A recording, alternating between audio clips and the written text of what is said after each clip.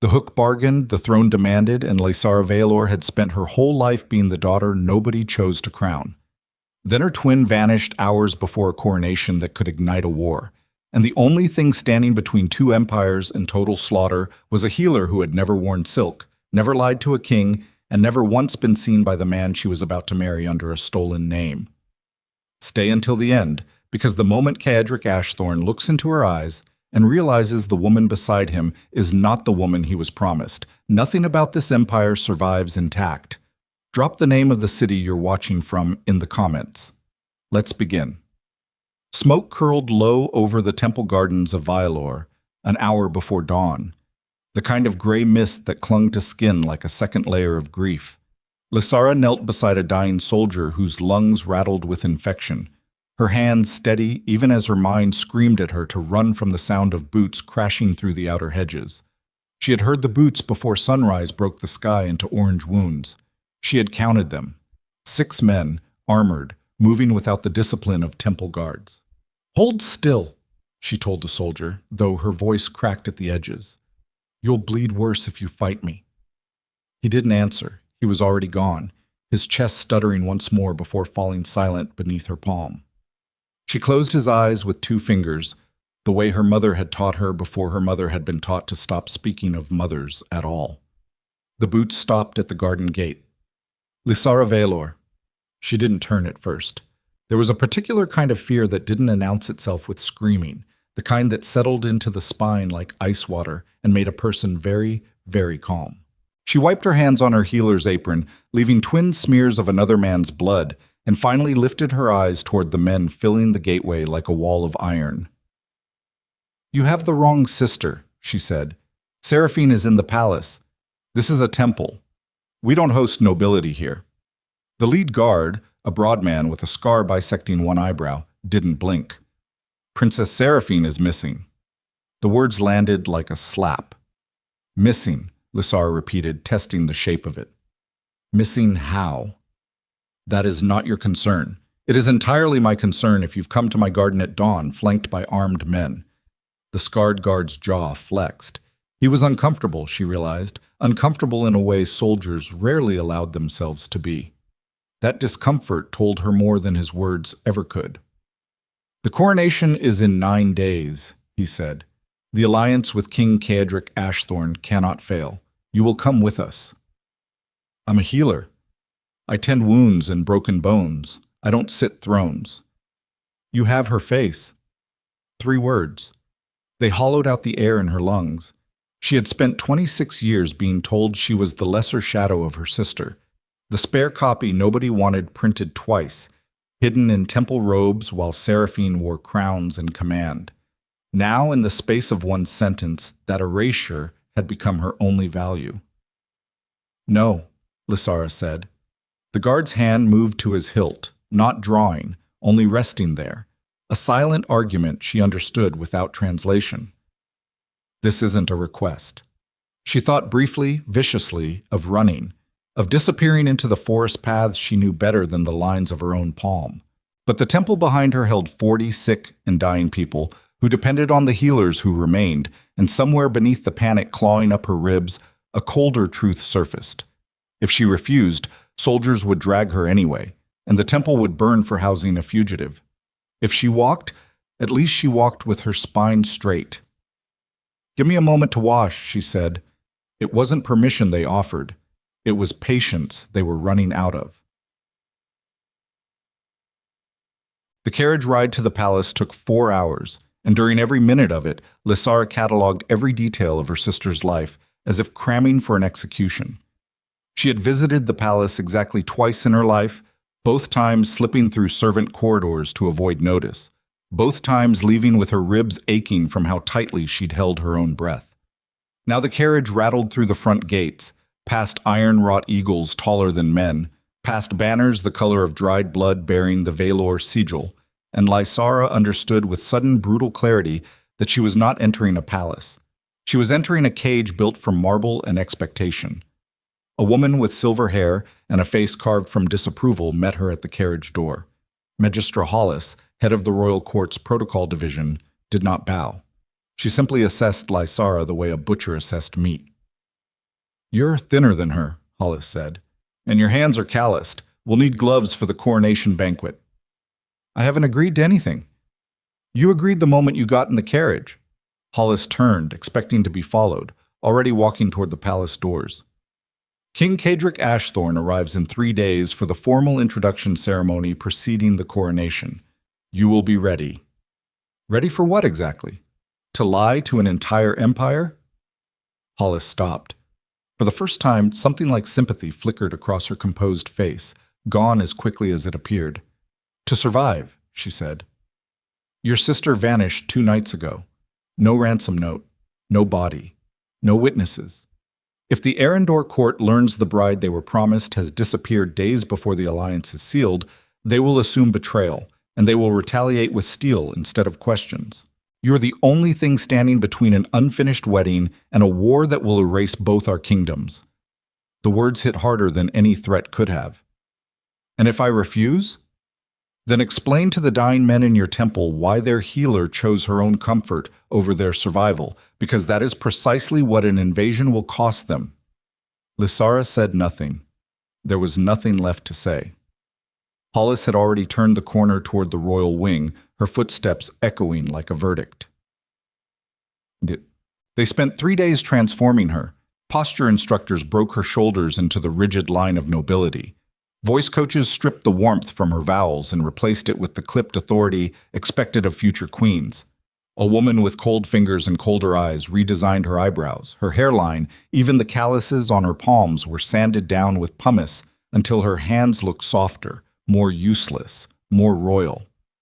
Lysara endured it the way she endured setting broken bones, with her teeth clenched and her mind elsewhere. On the 3rd night, alone in a chamber larger than the entire temple infirmary, she finally allowed herself to break. Not loudly. She had learned long ago that loud grief got you noticed, and notice was dangerous for a girl raised to be invisible. She sat on the edge of an enormous bed that smelled of lavender and lies, and she let silent tears slide down a face that wasn't supposed to be her own, and she whispered into the dark, "Where are you, Sarah? What did you do?" The question went unanswered. The candle guttered low. Outside, beyond the palace walls, the first banners bearing the wolf sigil of House Ashthorne were already being raised along the processional road. King Cadric was 3 days out, and time, as it always did for the powerless, refused to slow down for her fear. Eat. He arrived at dusk, exactly as the reports promised, no fanfare beyond the thunder of 200 mounted soldiers and the low growl of something ancient beneath his composure that every wolf-blooded subject in the courtyard felt in their molars before they saw him. Lysara stood on the palace steps beside her father's hollow-eyed advisors, her spine locked into the posture they drilled into her, her pulse a frantic drumbeat beneath painted calm. Cadric Ashthorne dismounted in a single fluid motion that betrayed none of the 11-hour ride behind him. He was larger than the rumors suggested, built like something designed for war rather than diplomacy, dark hair damp at the temples, a jaw carved from refusal. His eyes found her before his boots touched the final step, and for one suspended moment, Lysara forgot how to breathe. He didn't look at her like a man looking at his future wife. He looked at her like a predator scenting something unfamiliar in territory he'd already mapped. "Princess Seraphine," he said, his voice a low rasp that seemed to vibrate through stone. He took her offered hand, his grip deliberate, testing. "You look different." Her heart slammed against her ribs. "Different how, Your Majesty?" "Smaller," he said. Then, after a pause that lasted entirely too long, "Or maybe I simply remembered you wrong." Behind him, his chancellor, a narrow-faced man named Reith Cassian Voss, watched the exchange with the patient attention of a man who never forgot anything. Lysara felt his gaze settle on her like a blade testing for weak points in armor. "Forgive me," she said, fighting to keep her voice from shaking. "The weeks leading to a coronation have not been kind to sleep." Something flickered behind Cadric's eyes, gone before she could name it. "No," he agreed. "I imagine they haven't." He released her hand. The contact lingered on her skin like a brand. The welcoming banquet that evening became Lysara's first true battlefield. She had memorized names for 3 days, the noble houses, their grievances, their alliances. the precise way her sister was rumored to laugh at certain jokes and never at others. She had practiced the careful cruelty Seraphine wielded like a second skin, the dismissive tilt of her chin, the boredom she performed for men who bored her. But sitting at the head table beside a king who watched her with the unsettling focus of a wolf reading weather patterns, Lysara found she could not perform cruelty. It curdled in her throat every time she tried. "Your father tells me you've taken an interest in the eastern border garrisons," Kedrick said, cutting into roasted meat with the same economy of motion he likely used for combat. Strange interest for a future queen. This was a trap. She recognized it the way she recognized infection beneath unbroken skin. Invisible until it wasn't. Seraphine would have known the answer instantly. Seraphine had probably planned whatever was actually happening at those garrisons. Lysara had no idea. "I find," she said carefully, choosing each word like she was setting a fracture, "that any future queen who ignores her own borders deserves whatever conquers her." It was a vague enough answer to mean nothing and everything. Kedrick's eyes narrowed slightly, assessing, and then something almost like amusement ghosted across his mouth. "That's not what you said 3 months ago," he said. 3 months ago you called border garrisons a waste of royal coin better spent on banquets like this one." Ice flooded her veins. She had no memory to draw from, no script for this exact failure, and the entire table had gone quiet enough to hear the answer. She forced a small, cold smile, mimicking the dismissiveness Hollis had drilled into her bones for 3 straight days. "People change their minds, Your Majesty. Perhaps I've grown tired of being predictable." The silence stretched one heartbeat too long. Then Kedrick laughed, low and genuine, and the entire banquet hall exhaled with him. "Perhaps you have," he said, but his eyes didn't laugh with the rest of his face. His eyes kept watching her, patient and predatory, like a man who had just heard a single wrong note in a familiar song and couldn't yet place which instrument had failed. Beneath the table, Lysara pressed her nails into her palm hard enough to draw blood, grounding herself in pain instead of panic, the same trick she used when setting bones for screaming patients. Survived the night. Survived the next question. Survived long enough to find Seraphine and end this masquerade before it killed them both. Chancellor Voss found her alone on the eastern terrace an hour later, where she'd escaped under the pretense of needing air. "You handled the garrison question well," he said, his voice smooth as oiled steel, "considering you had no idea what the correct answer was." Lysara's blood went cold. "I don't know what you mean." "I've served 3 monarchs, Princess. I know the sound of someone improvising a lie." He stepped closer, his expression unreadable in the moonlight. "The question is why a future queen would need to improvise anything about her own kingdom's borders." "I'm tired, Chancellor. Exhaustion makes fools of even honest tongues." "Indeed." He studied her with the unhurried patience of a man cataloging evidence for a trial that hadn't started yet. "I'll be watching you closely, Princess. The alliance depends on perfection, and perfection is a fragile thing." He left before she could respond, his footsteps fading into the dark halls of a palace that suddenly felt less like sanctuary and more like a trap slowly tightening. Lysara gripped the stone balustrade until her knuckles ached, staring out at the city lights spread beneath the palace like a field of dying stars. Somewhere beyond those lights, her real sister was missing, possibly dead, possibly worse. And somewhere inside this palace, a chancellor, with a mind like a steel trap, had already begun pulling at the threads of her disguise. She had 9 days until coronation. She wasn't certain she'd survive 9 hours. Sleep refused her that night. Lysara lay rigid in unfamiliar sheets, replaying every word of the banquet, every flicker of suspicion in Kedrick's eyes, every silent threat hidden inside Voss's courtesy. Near midnight, a soft knock interrupted her spiraling thoughts.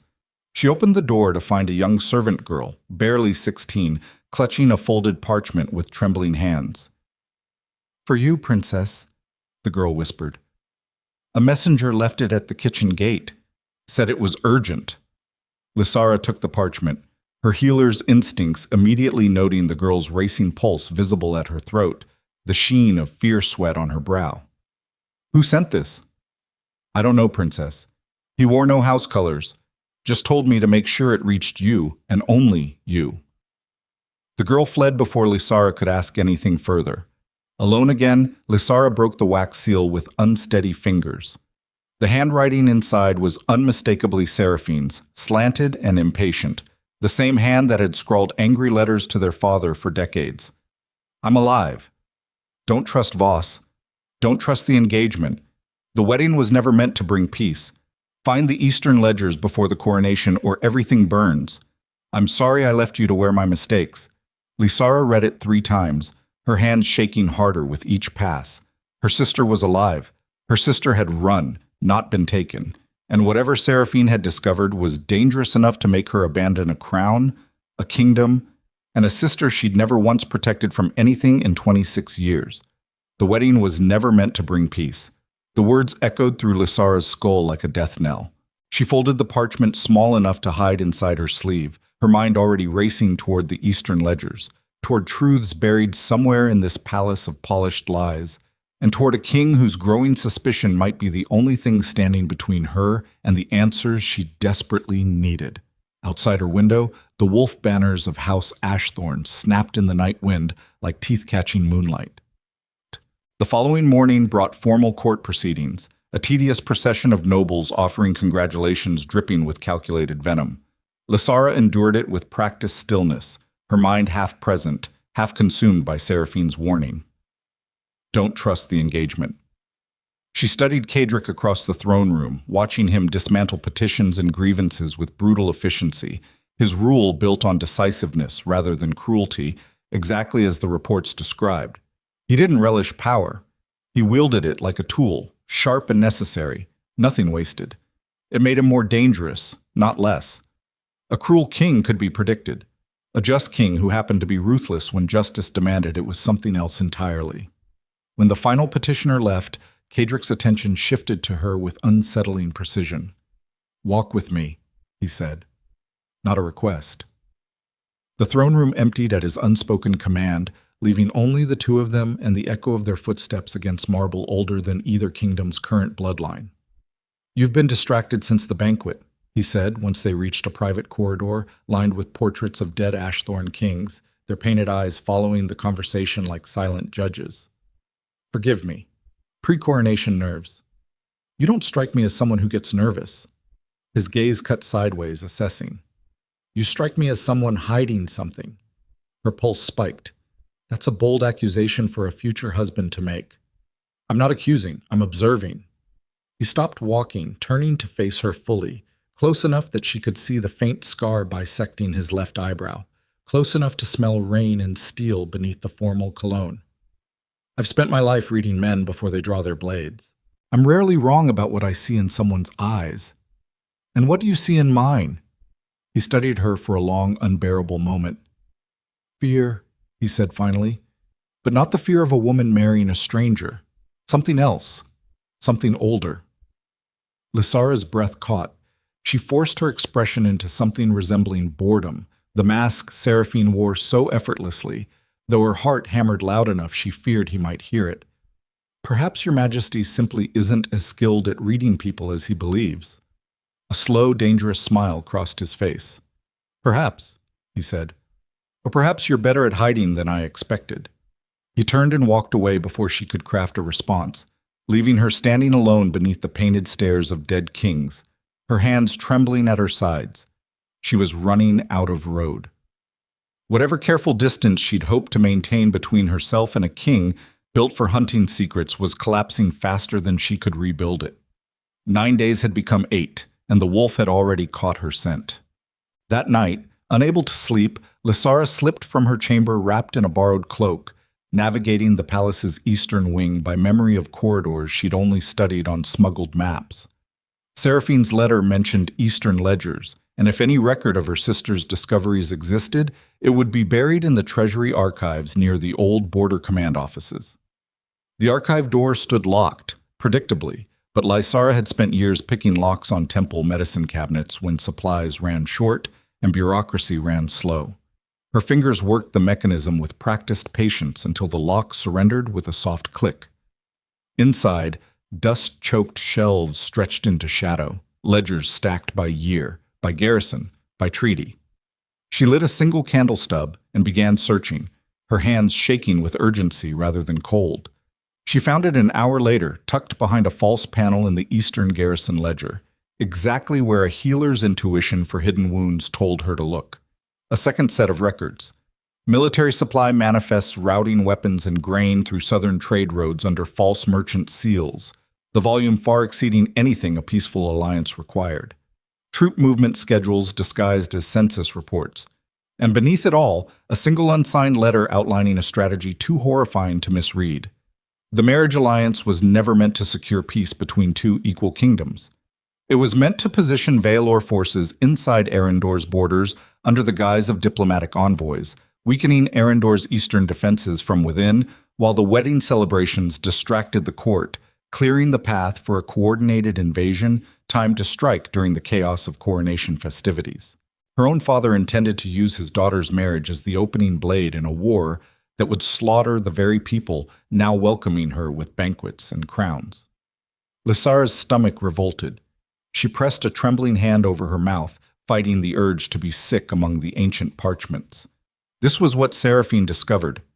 This was what made her run.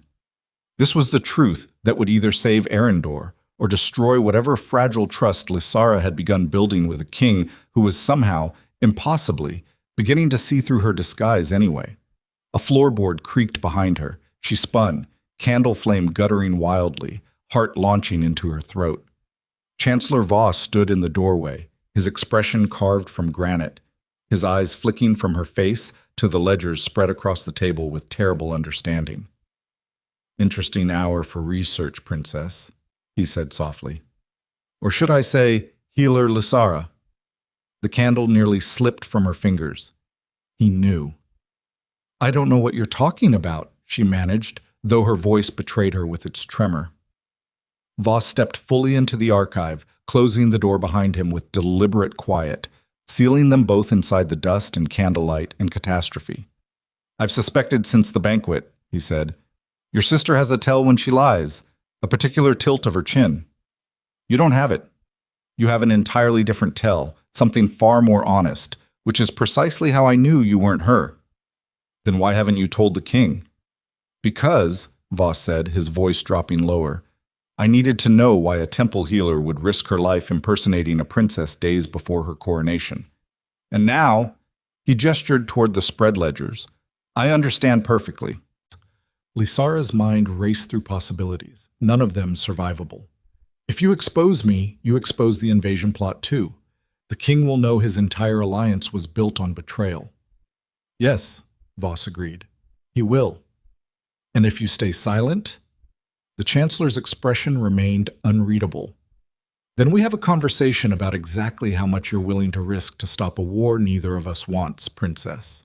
Or Healer, whichever title you'd prefer to die wearing." Outside the archive window, the moon climbed higher over a palace built on stolen names and buried weapons, and somewhere beyond its walls, an army was already moving into position, counting down the same 9 days that Lysara had spent learning how to survive a crown that was never meant to be hers. The candle finally guttered out between them, plunging the archive into darkness thick enough to hide secrets, or to finally let them surface. The darkness held for 3 full breaths before Voss struck a new flame against flint, the small fire catching the wick between them and throwing both their faces into harsh relief. "You haven't screamed for guards," Lysara said. "That tells me more than anything you've said tonight." "Screaming for guards ends one problem and creates 17 new ones." Voss set the candle on the table between the ledgers, careful, deliberate, a man who measured every motion before he made it. "If I expose you now, the alliance collapses tonight. The king marries no one. Your father's army crosses the border within the week regardless, because the invasion plan doesn't require a wedding to succeed. It only requires chaos. Right now, chaos is the one thing I refuse to give him. So you'd rather let a lie stand. I'd rather let a lie buy us time." His eyes cut to her, sharp as a scalpel. "Time to find out how deep this goes. Time to learn who inside this palace already knows. Time to decide whether the woman wearing the crown is an asset or a liability." "I'm not an asset, Chancellor. I'm a healer who got dragged into a war I never asked to fight."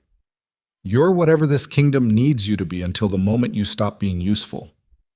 He said it without cruelty, which made it worse. I've buried 3 kings' worth of secrets in this archive, Princess.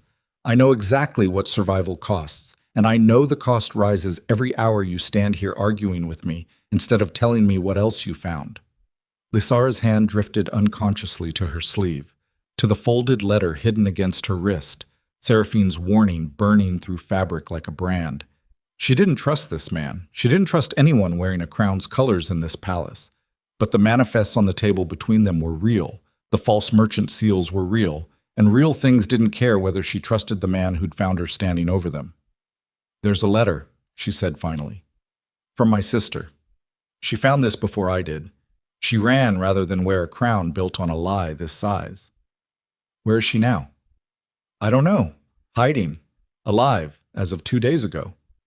Voss exhaled slowly through his nose, the first genuine crack in his composure all night. Then she's smarter than both of us, because she's the only one not standing in a burning building pretending the smoke is fog. What do you want from me, Chancellor? I want to know if you intend to finish what your sister started, or if you intend to finish what your father started instead. His voice dropped, quiet and merciless. Because right now, Princess, you're the only person alive standing close enough to the king to stop an invasion before it costs thousands of lives, or close enough to help it succeed. There is no middle ground left for you to hide in. The candle flame bent sideways in a draft neither of them had caused, and somewhere above them, footsteps echoed against stone, slow, deliberate, growing closer. Someone's coming, Lysara breathed. Voss moved fast for a man his age, sweeping the ledgers back behind the false panel with practiced efficiency, snuffing the candle between 2 fingers without flinching at the burn. Darkness swallowed the archive whole. Not a word about this conversation, he whispered, close enough that she felt his breath against her ear. Not to the king. Not to anyone. If you betray this silence, Princess, I promise you the invasion will be the least of your concerns. The door creaked open. Torchlight spilled across the threshold, and Lysara's heart seized as she recognized the silhouette filling the doorway, broad-shouldered, dark-haired, utterly still in the way only predators managed to be still. Kedrick. His eyes swept the archive, the dust, the 2 figures frozen among the shelves, and something dangerous settled into his expression like ice forming over still water. Chancellor, he said, his voice deceptively mild. Princess. Strange hour for a meeting in the Treasury records.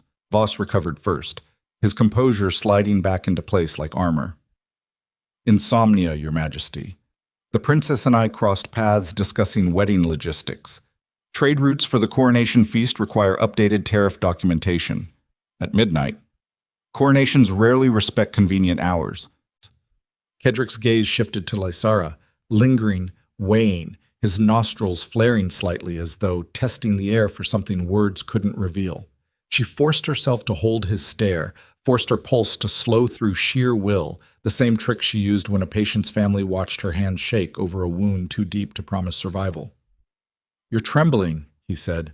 It's cold in here, Your Majesty. It's summer. Stone holds winter longer than seasons do. A beat passed, taut as a drawn bowstring. Then Kedrick stepped fully into the archive, close enough that Lysara caught the scent of leather and rain clinging to him even indoors, close enough that every instinct in her body screamed at the sheer size of him, not threatening exactly, but undeniable, the way a storm front was undeniable before it broke. Walk with me, Princess, he said. Chancellor, finish your tariffs, alone. It wasn't a suggestion. Lysara felt Voss's warning gaze land on her back as Kedrick guided her from the archive with a hand that hovered near her elbow without quite touching, a king's particular brand of control, dominance exercised through restraint rather than force. They walked in silence through corridors lit by guttering torches, past sleeping guards who straightened instantly at the sight of their king, past portraits of dead ashthorn rulers whose painted eyes seemed to track her every step like silent accusations. You and the Chancellor seemed comfortable for 2 people discussing tariffs, Kedrick said finally, his voice low enough that only she could hear it. Is that a question, Your Majesty, or an accusation? Call it an observation. He stopped walking, turning to face her in an alcove shadowed from the nearest torchlight. I've built an empire on reading rooms before I enter them, Princess.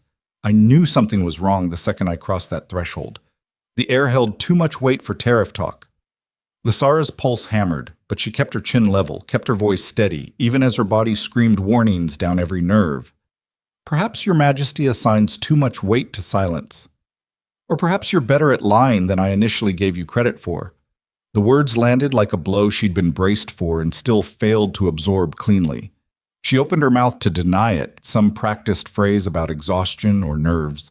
But something in his eyes stopped her, something that wasn't quite suspicion, something closer to a wound he hadn't decided whether to nurse or cauterize. 3 months ago, you knew nothing about garrison policy, he continued, voice dropping further, almost intimate in its quiet fury. Tonight you're meeting my chancellor in the dead of night to discuss documents that don't require either of your presence. I am not a fool, Princess. I have built a kingdom by refusing to be one. Then what would you have me say? The truth would be a remarkable start. The corridor seemed to shrink around them, torchlight flickering across his face, illuminating the tension carved into his jaw, the restraint visibly costing him something to maintain. This was a man built to dominate every room he entered, and right now every instinct in him was straining against the leash of formal courtesy, demanding answers through whatever means necessary. Lysara understood, with sudden visceral clarity, that surviving this moment required more than careful words. It required offering him something real enough to satisfy the predator currently circling the edges of his civility without surrendering the truth that would burn them both alive. I'm frightened, she said, and for once, it wasn't a lie. Of the crown, of becoming queen to an empire I barely understand. The Chancellor was advising me on protocol I'm terrified of failing publicly. That's the whole truth, Your Majesty. I'd rather die than embarrass myself in front of your court. It was a half-truth wrapped around enough genuine fear to sell itself, and she watched something in his shoulders ease fractionally, though his eyes remained sharp, unconvinced entirely but willing, for now, to set the blade down. Fear I understand, he said finally. Every ruler who claims they've never felt it is either lying or hasn't ruled long enough to learn better. He studied her a moment longer, something almost gentle threading through the assessment. But fear doesn't excuse secrecy, Princess. Not between us. Not if this alliance is going to mean anything beyond ink on a treaty. And what would you have it mean? The question slipped out before she could stop it, raw and unguarded, in a way Seraphine never would have allowed herself to sound. Kadrick's gaze sharpened, something shifting behind his eyes, recalculating. I would have it mean something my father never gave my mother, he said quietly. A partner. Not a hostage wearing a crown. The words hit harder than any threat Voss had leveled against her in the archive. She hadn't expected vulnerability from a king built like a weapon, hadn't accounted for the possibility that beneath the ruthless instinct keeping his empire intact, there existed a man who wanted something softer than conquest. It made the lie sitting between them feel infinitely heavier. That's a rare thing for a king to want, she said. It's a rare thing for a king to admit. A ghost of something almost like a smile crossed his face, gone as quickly as it appeared. Go to bed, Princess. Whatever you're hiding, I intend to learn it eventually. I'd prefer you tell me before I'm forced to discover it.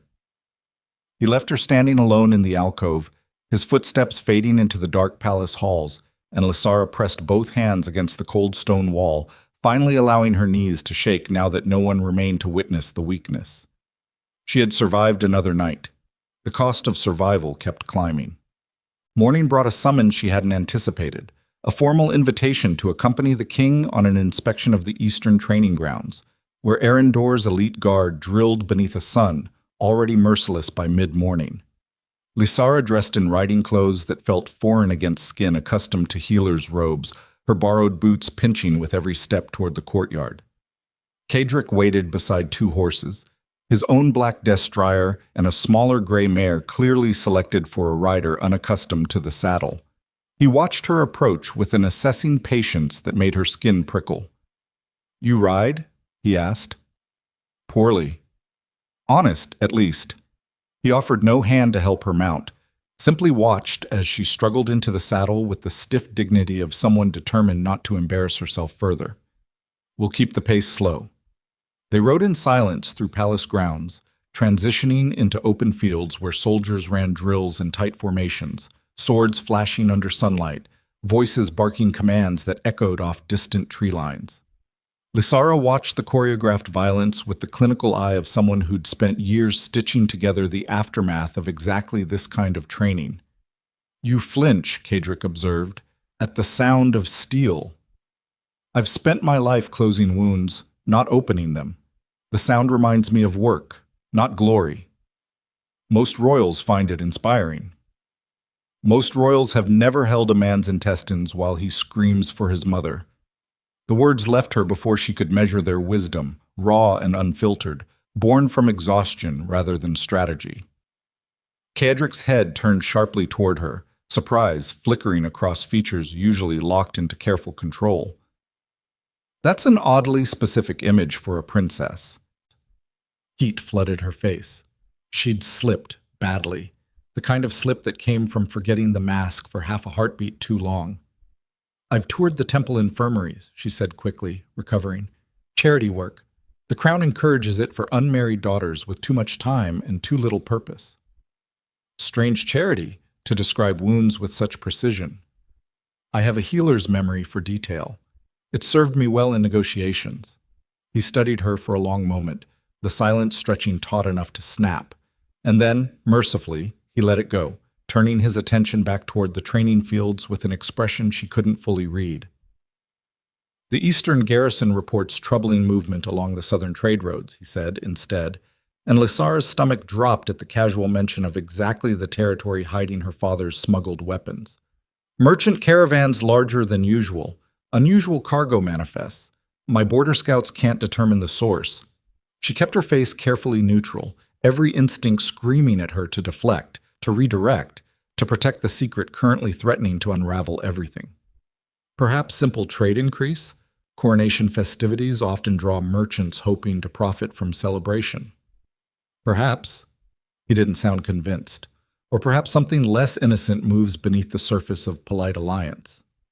The accusation, veiled as it was, landed like a blade against her ribs. He was close, terrifyingly close, to truths that would shatter everything, and she had no way to warn him without exposing herself as the very deception he was beginning to suspect. You sound suspicious of your own wedding, Your Majesty. I've learned to be suspicious of everything that arrives wrapped in promises of peace.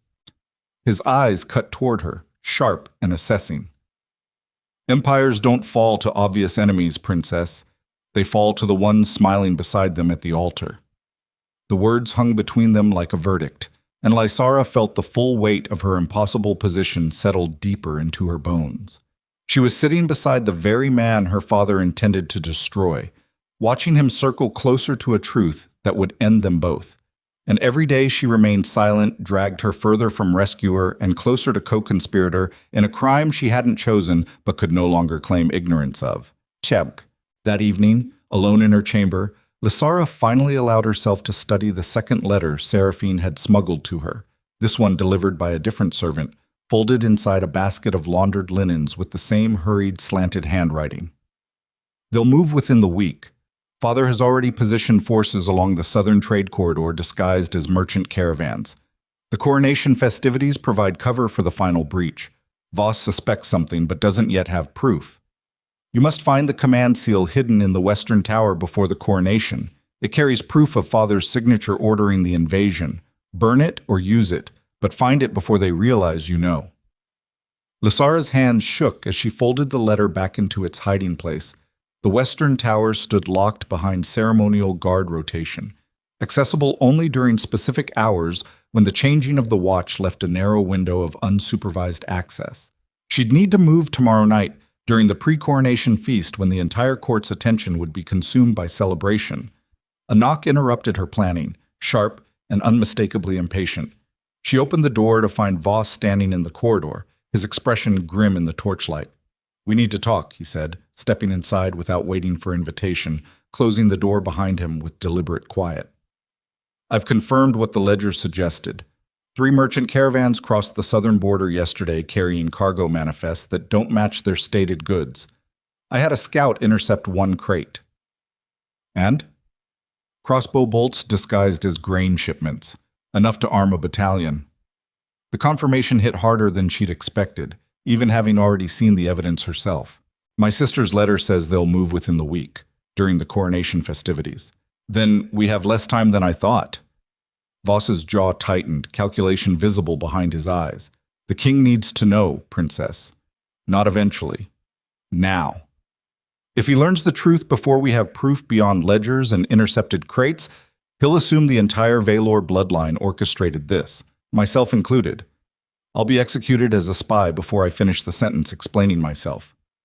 And if you wait too long, he loses his entire eastern defense to a surprise assault disguised as a wedding celebration. Voss's voice hardened. Which death would you prefer to live with, princess? Yours, or the thousands who'll die because you chose silence over risk? The brutality of the question stole her breath, but she recognized the truth buried inside it, the same truth she'd been circling since finding those ledgers in the archive. There was no version of this where she remained safely hidden behind her sister's stolen identity. Survival had stopped being the goal the moment she'd uncovered the invasion plot. Now the only question left was what she was willing to sacrifice to stop it. There's a command seal, she said finally, hidden in the Western Tower. My sister's letter says it bears my father's signature ordering the invasion. If I can retrieve it before the coronation, we have undeniable proof. The Western Tower is guarded. Not during the changing of the watch. There's a window, maybe 10 minutes, when the rotation leaves it unsupervised. Voss studied her with something that might have been respect, sharp and grudging. You've been planning this. I've been surviving, Chancellor. Planning came after. The coronation feast tomorrow night provides cover, he said slowly, thinking it through. Every noble in the kingdom will be drinking themselves stupid in the grand hall. The Western Tower will be as empty as it ever gets. Then that's when I move. Not alone. I work better alone. Fewer variables, fewer witnesses. And if you're caught? If a single guard sees the future queen sneaking through a restricted tower the night before her own coronation, you'll have handed Voss's suspicions straight into the king's hands without a single shred of proof to justify yourself. He shook his head. I'll create a distraction, enough to keep eyes elsewhere for the 10 minutes you need. Lysara studied him, this narrow-faced man who'd discovered her deception and chosen complicity over exposure, gambling his own position on the bet that her survival mattered more than his comfort. She still didn't fully trust him, but trust had become a luxury she could no longer afford to demand before acting. Why are you helping me? She asked. Truly, not the political answer, the real one. Voss's expression flickered, something old and tired surfacing beneath his careful composure. Because I served this king's father, and I watched that man burn an entire province to ash, chasing vengeance for a betrayal smaller than the one currently brewing beneath our feet. I won't watch the son inherit a war neither of us can survive, because the people meant to warn him chose silence instead. His eyes hardened.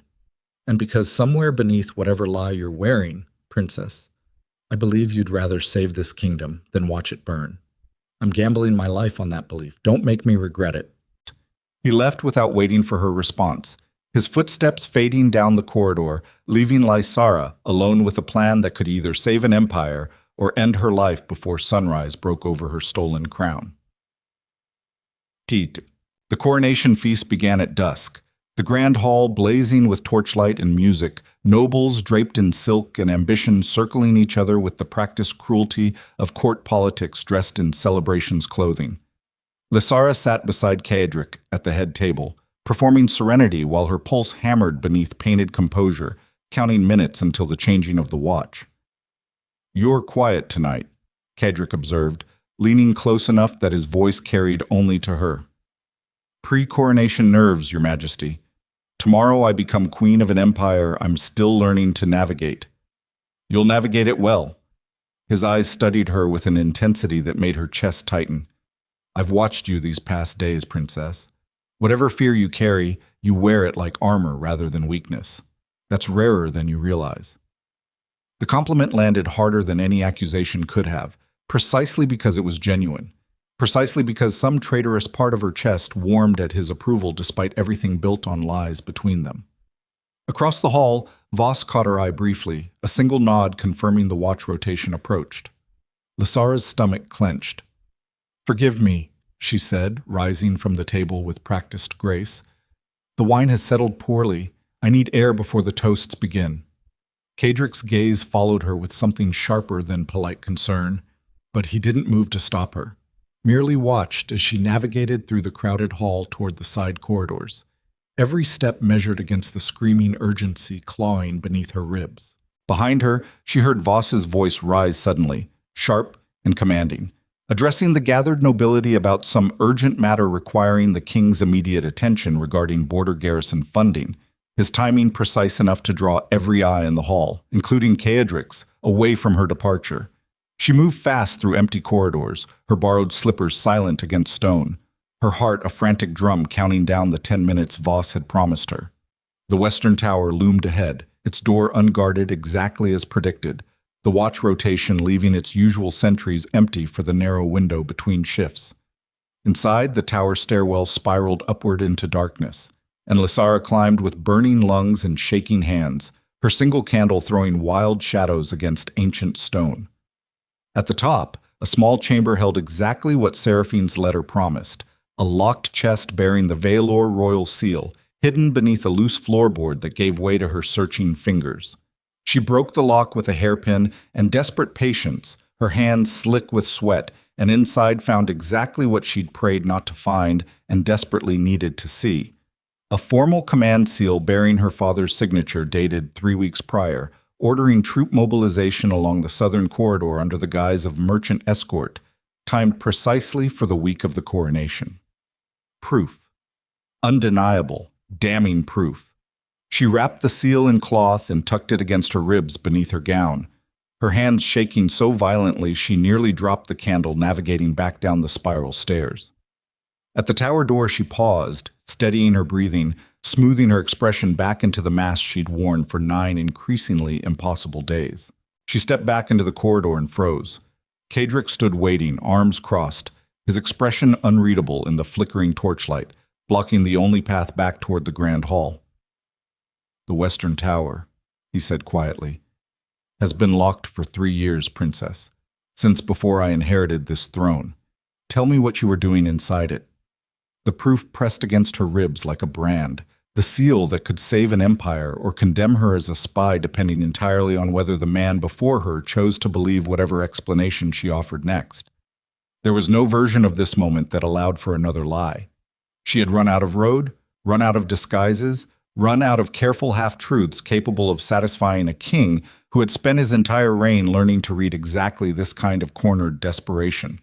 Lysara met his eyes, and for the first time since stepping into her sister's stolen life, she understood with absolute clarity that whatever happened in the next 60 seconds would determine not just her own survival, but the fate of 2 empires standing one revelation away from either salvation or total war. If you or someone you know is having a difficult time, free support is available. "The Western Tower," Cadrick said again, slower this time, each word filed to a point, "has been sealed since before my coronation. Tell me what you were doing inside it." Lysara felt the seal pressed against her ribs like a second heartbeat, hers frantic, the metal cold and indifferent against her skin. There was no lie left wide enough to cover this. She'd spent 9 days building a wall out of half-truths and exhaustion and borrowed posture, and the wall had just run out of bricks. "I found something," she said. "Something you need to see before tomorrow." His eyes narrowed. "Show me." She drew the cloth-wrapped seal from beneath her gown with hands that refused to stop shaking and held it out to him in the torchlight, watching his face as he unwrapped it, watching the exact moment recognition replaced confusion. He went very still, the kind of still that came before violence, not after it. "Where did you get this?" "The Western Tower. My sister hid it there before she disappeared." "Your sister." The words came out flat, dangerous. "You keep speaking of her as though she's a separate woman standing somewhere else in this palace." The silence between them stretched into something unbearable, the torchlight throwing his shadow huge and trembling against the stone behind him. Lysara understood, with the clean clarity of a healer recognizing a wound too deep to close, that there was no version of tonight where she kept the mask on any longer. Because she is, Lysara said. My name is Lysara. I'm her twin. Seraphine vanished 9 days ago, and your court forced me to wear her face so the alliance wouldn't collapse before the coronation. I didn't choose this. I was given a carriage and a threat, and told an empire's survival depended on my silence. For a long moment, Cadric said nothing. The seal sat heavy in his palm, his father-in-law's signature staring up at him in dried ink, proof of a betrayal layered on top of a deception he hadn't even finished absorbing yet. You've been lying to me, he said quietly, since the moment I dismounted in your courtyard. I've been surviving since the moment I got in that carriage. Don't. His voice cracked like a whip, low and furious. Don't dress a lie up as survival. I've buried men who called their betrayals survival. It never makes the knife hurt less going in. The accusation landed exactly where it was aimed, because some buried part of her recognized the truth in it, even as her own desperation argued back. She had lied. She had let him court a stranger wearing his promised bride's face, let him confess things about his father's failures to a woman who didn't exist, let him watch her across banquet tables believing he was learning the woman he'd marry instead of inventing her from nothing. I'm not finished, she said instead, forcing steel into her spine. That seal isn't the only thing I found. There are manifests, crossbow bolts disguised as grain, troop movements timed for the night of the coronation. My father never intended peace, Your Majesty. He intended to use this wedding as the door his army walks through while your eastern defenses stand distracted by celebration. Kedric's jaw worked once, twice, the seal crushed slightly in his tightening grip. And you knew this. For how long? 2 days. 2 days. He laughed, short and humorless, a sound with no warmth left in it. 2 days you've sat beside me at my own table, slept under my roof, let me believe in an alliance built on a corpse of a lie, and you call this survival. What would you have had me do? Announce myself to the entire court the morning I arrived? I'd have been executed as a spy before sundown, and the invasion would have proceeded exactly the same, only now with no one inside this palace working to stop it. You could have come to me. You'd have had me in chains within the hour. You don't know that. His voice rose, the controlled rasp she'd grown accustomed to fracturing into something rawer, more dangerous. You decided that. You decided I was a man who'd choose vengeance over truth before you ever gave me the chance to prove otherwise. The accusation landed harder than she expected because some traitorous corner of her mind recognized it might be true. She had assumed the worst of him from the first night, built every careful lie around the certainty that a king bred for ruthless instinct would burn her alive the moment her disguise slipped. She had never once considered that the man beneath the crown might have chosen differently. I was wrong, she admitted. Maybe. I don't know. I was terrified. And terrified people don't always make the wisest choices. They make the choices that let them survive the next hour. Survival. He spat the word like it tasted of rot. Everyone in this palace speaks of survival like it absolves them of everything they did to secure it. My father survived 3 assassination attempts by executing entire households for the crime of sharing blood with the accused. He called it survival, too. I'm not your father. No. Cadric's eyes locked on hers, something fractured and furious burning behind them. You're worse. He killed his enemies. You let me fall for a lie wearing my enemy's face. The words hit like a physical blow, and Lysara felt her breath leave her in a single sharp exhale, the truth of it settling into her bones with a weight she hadn't braced for. He hadn't said it as cruelty. He'd said it like confession, like a man discovering a wound he hadn't realized was already bleeding. He thought he'd fallen for her.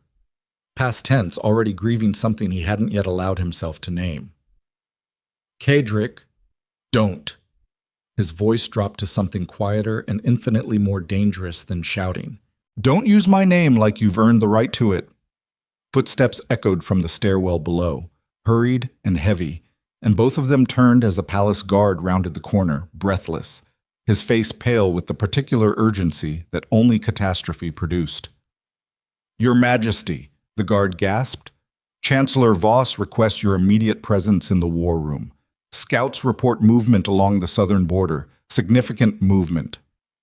Kadrick's eyes didn't leave Lissar's face, even as the guard's words confirmed every horror she'd just laid bare before him. How significant. Battalion strength, Your Majesty. Maybe larger. They're 3 days from the eastern garrison at current pace. 3 days. The coronation was tomorrow. Her father's army had moved early, faster than even Seraphine's warning predicted, and whatever fragile window of preparation they might have had was collapsing in real time. Go, Lissara said. This is bigger than us right now. Everything is bigger than us right now, Kedrick said, his voice hollow. That's rather the point you've made abundantly clear tonight. He turned and strode toward the stairwell without another glance back, the command seal still clenched in his fist, and Lissara stood alone in the cold tower corridor listening to his footsteps fade, understanding with sick clarity that whatever fragile trust had been building between them across 9 impossible days had just been incinerated in the space of 60 seconds. She'd told herself the truth would set something right. Instead, it had simply set everything on fire at once. Wasn't. The war room blazed with torchlight and barely controlled panic by the time Lissara forced herself to follow, slipping through the heavy doors to find Kadrick standing over a sprawling map table, Voss beside him, a cluster of generals arguing in low, urgent voices about troop positions and response times. 3 days, one general was saying, a barrel-chested man with a scar across his throat that suggested he'd survived worse mornings than this one. If they're moving battalion strength along the southern corridor, they'll hit the eastern garrison before we can fully mobilize a counter-response. Then we mobilize what we have, Kadrick said, his voice stripped of every emotion that had cracked through it moments earlier in the tower, replaced by something colder, more efficient, the sound of a king choosing to become a weapon because the moment demanded nothing less. Full garrison alert. Recall the coronation guard from ceremonial duty. I'd rather have soldiers on the wall than parading banners through a hall that might not exist by next week.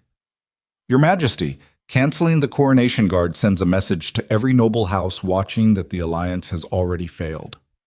The alliance already failed, Kedrick said, and his eyes cut briefly toward Lissara standing frozen near the doorway, the accusation in his gaze sharp enough to draw blood without a single word spoken aloud. It failed the moment it was built on a lie large enough to swallow 2 kingdoms. The room's attention shifted toward her then, every general and advisor suddenly aware of her presence, of the unspoken tension crackling between her and the king like a live wire. Voss's expression remained carefully neutral, though his eyes carried a warning she understood instantly. Whatever came next, she needed to choose her next words with the precision of a woman diffusing something designed to kill her.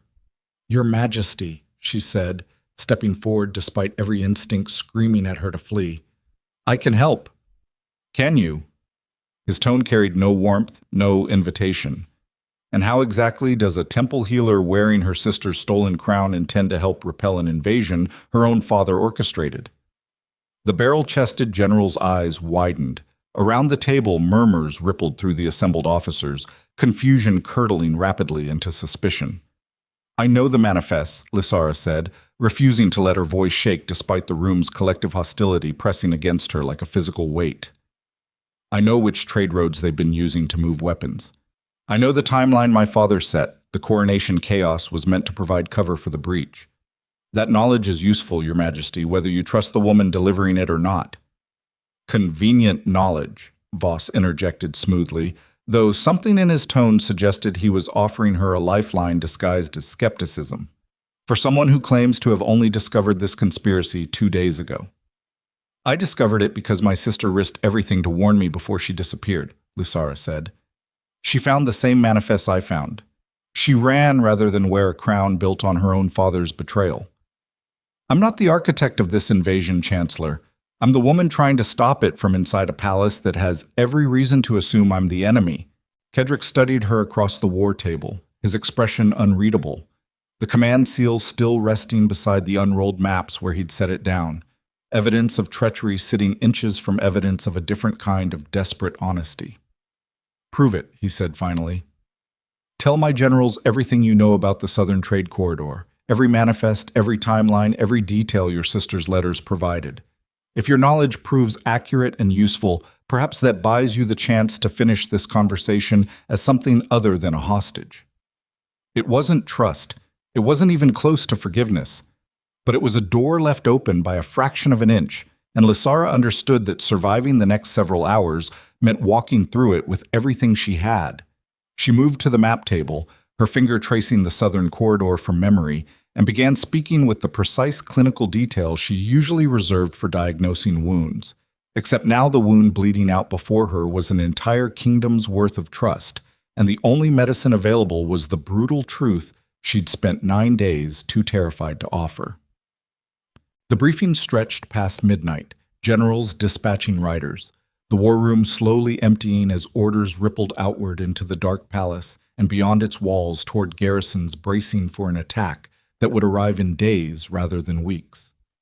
By the time the room finally cleared, only Kadric, Voss, and Lysara remained. The torches burned low, exhaustion etched into every face present. The information was accurate, Voss said quietly, breaking the silence first. My scouts confirmed troop positioning matches what the princess described. Whatever else she is, Your Majesty, she's not lying about this. She's lied about everything else, Kedrick said, his voice rough with fatigue and something rawer underneath it. Forgive me if her sudden honesty fails to inspire complete confidence. I never lied about wanting this stopped, Lysara said. Everything else, yes.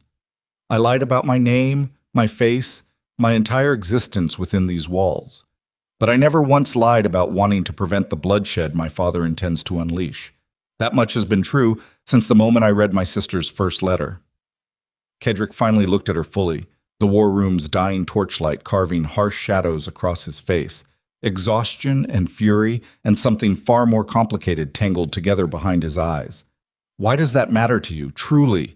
You owe this empire nothing. You owe me nothing. Your own father is the architect of this invasion.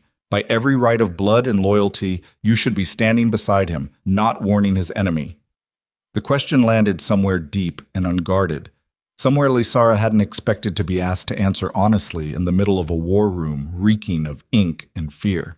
Because I've spent my whole life being told I mattered less than my sister, she said quietly. Quieter, smaller, the spare copy nobody wanted to acknowledge existed. And somewhere in the last 9 days, wearing a crown that was never meant for me, surrounded by a court that despises everything I actually am, I discovered something I never expected to find. What? That I'd rather die telling the truth as myself than live another day succeeding as someone else's shadow. Her voice didn't waver, didn't crack, the words emerging with a conviction that surprised even her as she spoke them. My father built an empire's worth of cruelty into his daughters, because cruelty was the only currency he understood.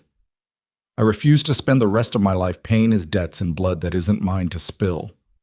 Silence stretched through the war room, heavy and electric, Kadrick's gaze fixed on her with an intensity that bypassed fury entirely and landed somewhere far more dangerous, somewhere that looked uncomfortably like recognition. That, Voss said carefully, breaking the silence before it could collapse into something neither royal seemed prepared to name aloud, is precisely the conviction this empire is going to need in the coming days, Your Majesty. Whatever judgment you intend to pass on the princess, I'd suggest postponing it until after we've survived the war her information just helped us prepare for. Kadrick's jaw tightened, but he nodded once, sharp and final. Fine. She remains under guard, not imprisonment, guard. She assists my generals with whatever intelligence she possesses. And when this invasion is repelled or this kingdom burns trying, we finish this conversation properly. Until then, the coronation is postponed indefinitely. And if I'm not under guard but under suspicion the moment your father's army crosses the border, Lysara said, what happens to me then? Kadrick's eyes met hers one final time before he turned toward the door, his expression closing like a fist around whatever vulnerability had briefly surfaced during her confession. Then you'd better hope your information saves enough lives that mercy becomes easier to justify than execution. He left without another word, his footsteps echoing down the corridor with the particular weight of a man carrying far more than a crown on his shoulders. Voss remained behind a moment longer, studying Lysara with an expression that had shifted, subtly, from calculation toward something almost approaching respect. You should have told him sooner, he said. I know. But you told him before the army arrived instead of after, which means there's still a war room full of soldiers tonight who know exactly where to position themselves instead of discovering the truth from a battlefield full of corpses. He moved toward the door, pausing at the threshold. That's not nothing, Princess. Whatever name you're using now, that's not nothing. He left her alone in the war room, the dying torches casting long shadows across maps, marking the slow, inevitable approach of her father's army, and Lysara sank into a chair at the edge of the table, finally allowing the full weight of the night to crash over her. She had told the truth. She had survived telling it. And somehow, survival had cost her more than any lie ever could have, because now she understood with perfect, devastating clarity exactly what she stood to lose. Not just her life, not just her stolen crown, the chance that the man she'd begun, against every instinct of self-preservation, to genuinely care for might ever look at her again without seeing the lie first and the woman second. 3 days passed in a blur of mobilization and dread. The palace transformed from a place of celebration into a fortress bracing for siege, coronation banners stripped from the walls and replaced with war preparations. Nobles who'd arrived for a wedding now huddled in corridors whispering about invasion instead. Lysara worked alongside the palace healers preparing the infirmary for casualties, her hands finally doing the work she understood, setting up triage stations, organizing supplies, training nervous young attendants in techniques she'd spent years perfecting in the temple.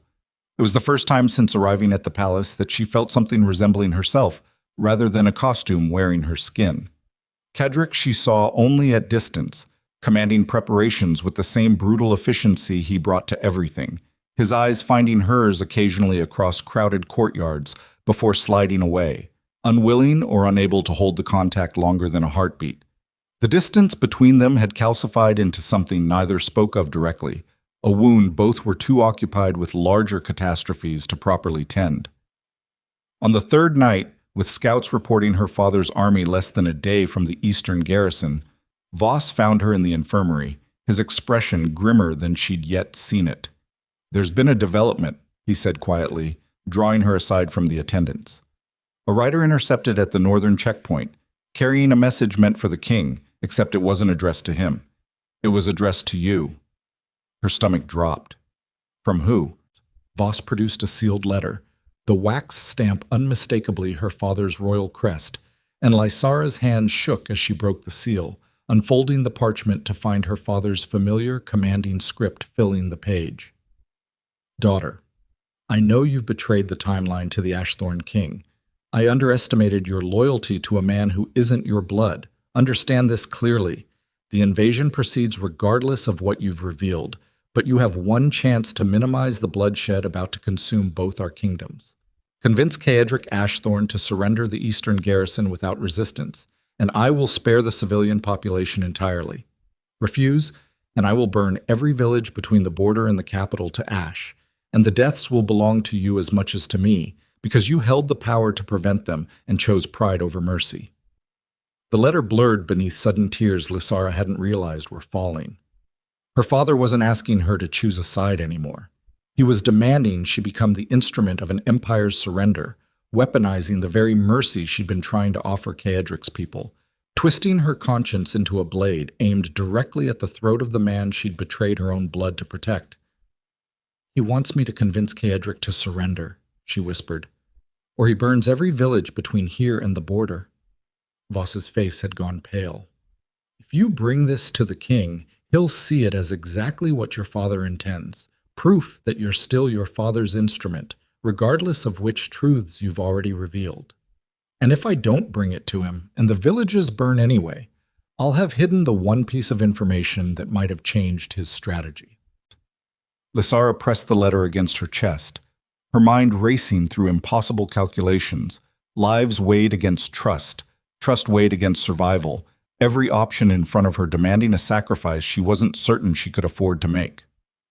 There was no version of the next hour that didn't require her to become someone fundamentally different from the healer who'd knelt in Temple Gardens 9 days ago, someone capable of walking into a war room and offering a king the one piece of leverage that could either save thousands of innocent lives or hand her father exactly the surrender he'd engineered this entire invasion to extract.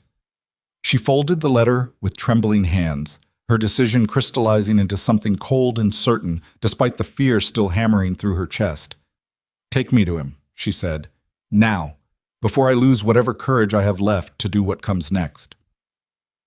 The war room had emptied of generals by the time Voss led her through its doors, leaving only the map table, the dying torches, and Kaedric standing alone over the southern corridor markers like a man counting losses before they'd even happened.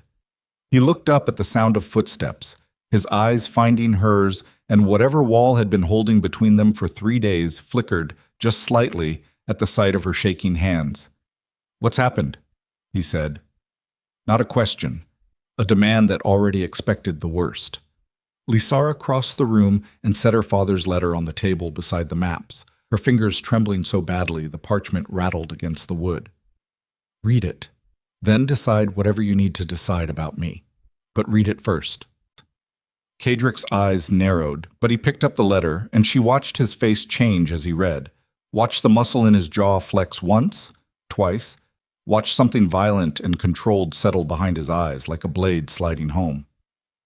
"He wants you to convince me to surrender the garrison," he said when he finished, his voice flat in the way that frightened her more than shouting would have. "In exchange for sparing villages, he's already decided to burn unless I bend my knee to a man who tried to use my own wedding as an invasion route." "Yes. And you brought this to me instead of attempting to use it the way he intended." "I brought it because you deserve to know exactly what you're fighting. Every angle of it, even the angles aimed at exploiting whatever's left of whatever we almost had." Her voice cracked on the last words, and she hated herself for it, hated how much weakness still lived inside her even now, 3 days into becoming someone harder. "I won't be his weapon. Not against you. Not against anyone." Kaedric set the letter down with deliberate care, as though setting down something that might detonate if handled wrong. "Your father is gambling that love makes people foolish, that I'll choose surrender over war if it means sparing villages, sparing lives, sparing you the guilt of watching innocence burn for my pride." "Will you?"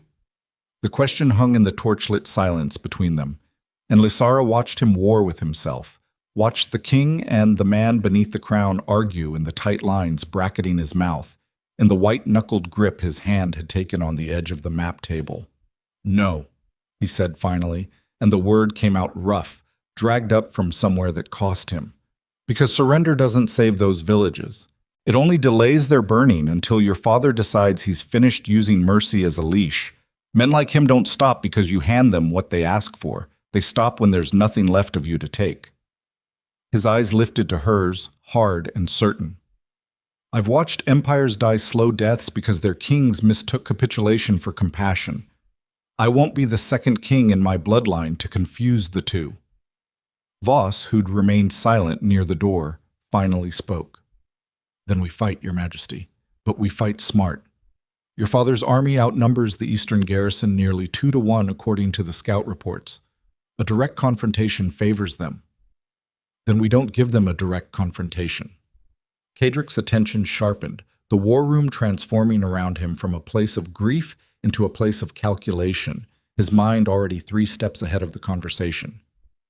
"The southern corridor narrows to a single pass 11 miles before it opens onto the eastern garrison plains. If we meet them there instead of waiting for them to reach open ground, their numbers become a liability instead of an advantage." "A choke point engagement," Voss said slowly, understanding dawning. "Risky.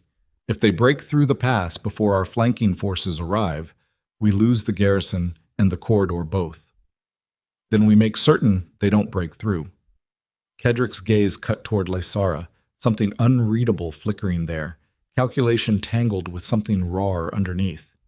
"You said you know the terrain your father's scouts have been using. Every trade road, every hidden trail." "I do." "Then you're coming with us to the War Council at dawn. Whatever else stands unresolved between us, your knowledge of that terrain might be the difference between a victory and a slaughter." Well, it wasn't trust, not fully, not yet. But it was something, a door cracked open by necessity rather than forgiveness, and Lysara understood that surviving the coming days meant walking through every door left open to her, regardless of how narrow the gap. Problems. Dawn broke gray and cold over the eastern garrison, mist clinging to the valley floor like a held breath. Lysara stood at the edge of the war tent, watching soldiers move through final preparations, the particular hush of men readying themselves for violence settling over the camp like a second fog. She had spent the night memorizing every trail her father's smugglers had used to move weapons through the southern corridor, every blind spot in the terrain, every place where a hidden force could slip past defenses unnoticed. Cadrick's generals had listened to her with grudging attention, testing her knowledge against their own scout reports. And slowly, hour by hour, the suspicion in their eyes had softened into something closer to reluctant respect. Kedrick found her there at the tent's edge, dressed now in armor rather than royal finery, a sword belted at his hip that looked like it had drawn blood before and would again before the sun set. He looked larger in war gear, harder, the diplomat's polish stripped away to reveal the predator that had always lived beneath it. "The scouts confirm your information," he said. "There's a goat trail along the eastern ridge your father's men have been using to bypass the main checkpoint. If we leave it unguarded, they'll use it to flank our position at the pass." "Then don't leave it unguarded." "I won't. But it means splitting my forces thinner than I'd like, and thin forces against a battalion-strength army is a gamble I don't enjoy making." He studied her, something searching in his expression. "I need to know if your information is complete, truly complete. Because if I position men along that ridge based on what you've told me, and there's a second trail you haven't mentioned, I lose soldiers for a mistake that didn't need to happen." "It's complete," she said. "Everything I know, I've given you. I have nothing left to hide, Your Majesty, not anymore." He held her gaze a long moment, the morning mist curling between them, and something in his expression cracked, just slightly, the wall he'd built over 3 days of cold distance showing its first hairline fracture. "I believe you," he said quietly. "I don't forgive you. Not yet. Maybe not ever. But I believe you." It wasn't enough. It would never be enough to undo 9 days of lies layered over a single desperate truth. But it was something to carry into a battle that might kill them both before either of them found out whether enough time existed to earn the rest. A horn sounded from the ridge, 3 short blasts, the signal for approaching enemy forces. Cadrick's expression hardened instantly. The soldier replacing whatever vulnerability had briefly surfaced. "Stay with the healers," he said. "Whatever happens today, I need you alive to tend the wounded, not dead plain soldier in a battle you have no training for." "I wasn't planning to swing a sword, Your Majesty. I planned to save the men who do." Something almost like the ghost of his earlier warmth flickered across his face. "Good, because I intend to need saving by the time this day ends." He turned and strode toward his waiting officers, his voice already rising into the clipped, commanding cadence of a king preparing his army for war, and Lysara watched him go with her heart hammering a rhythm that had nothing to do with fear and everything to do with the terrible, traitorous hope that he might survive long enough for forgiveness to become possible. The battle began at mid-morning, when the first scouts reported her father's army cresting the southern ridge in numbers that confirmed every fear the War Council had carried since the previous night. Lysara stood in the medical tent at the rear of the formation, her hands already steady despite the chaos building around her, organizing supplies with the clinical focus that had carried her through countless temple emergencies. Around her, healers and attendants moved with controlled urgency, preparing for the flood of wounded that would arrive within hours, maybe sooner. The sound reached them first, a distant roar of clashing steel and screaming horses, the unmistakable percussion of 2 armies meeting at the narrow pass Kaedric had chosen as his choke point. Lysara's stomach twisted with every distant crash, knowing that somewhere within that chaos, the king who'd called her information complete was now testing that completeness against the cold reality of her father's tactics. The wounded began arriving within the hour, carried on makeshift stretchers, soldiers with gashes torn through armor, others missing fingers or worse, the particular gray pallor of men losing blood faster than their bodies could compensate. Lysara worked without pause, her hands finding wounds and closing them with the same economy of motion that had once saved dying soldiers in temple gardens. Except now the stakes stretched far beyond a single patient's survival. A young soldier, barely older than the servant girl who'd delivered Seraphine's first letter, was carried in with a crossbow bolt buried deep in his shoulder, his face white with shock, his breathing shallow and rapid. "Hold him!" Lysara commanded the attendants, her voice cutting through the tense chaos with practiced authority. I need to remove this before infection sets in. The boy's eyes found hers, glazed with pain and terror. Am I going to die? Not today, she said, and meant it with every fiber of conviction she could summon, because today, of all days, she refused to let death claim anyone she had the power to save. Breathe. This will hurt, and then it will hurt less. She worked the bolt free with steady hands, packing the wound, stitching torn muscle back together, while the boy gritted his teeth against screams he was too proud to release fully.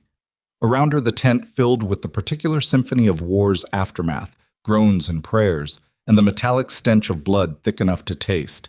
This was what her father's ambition cost.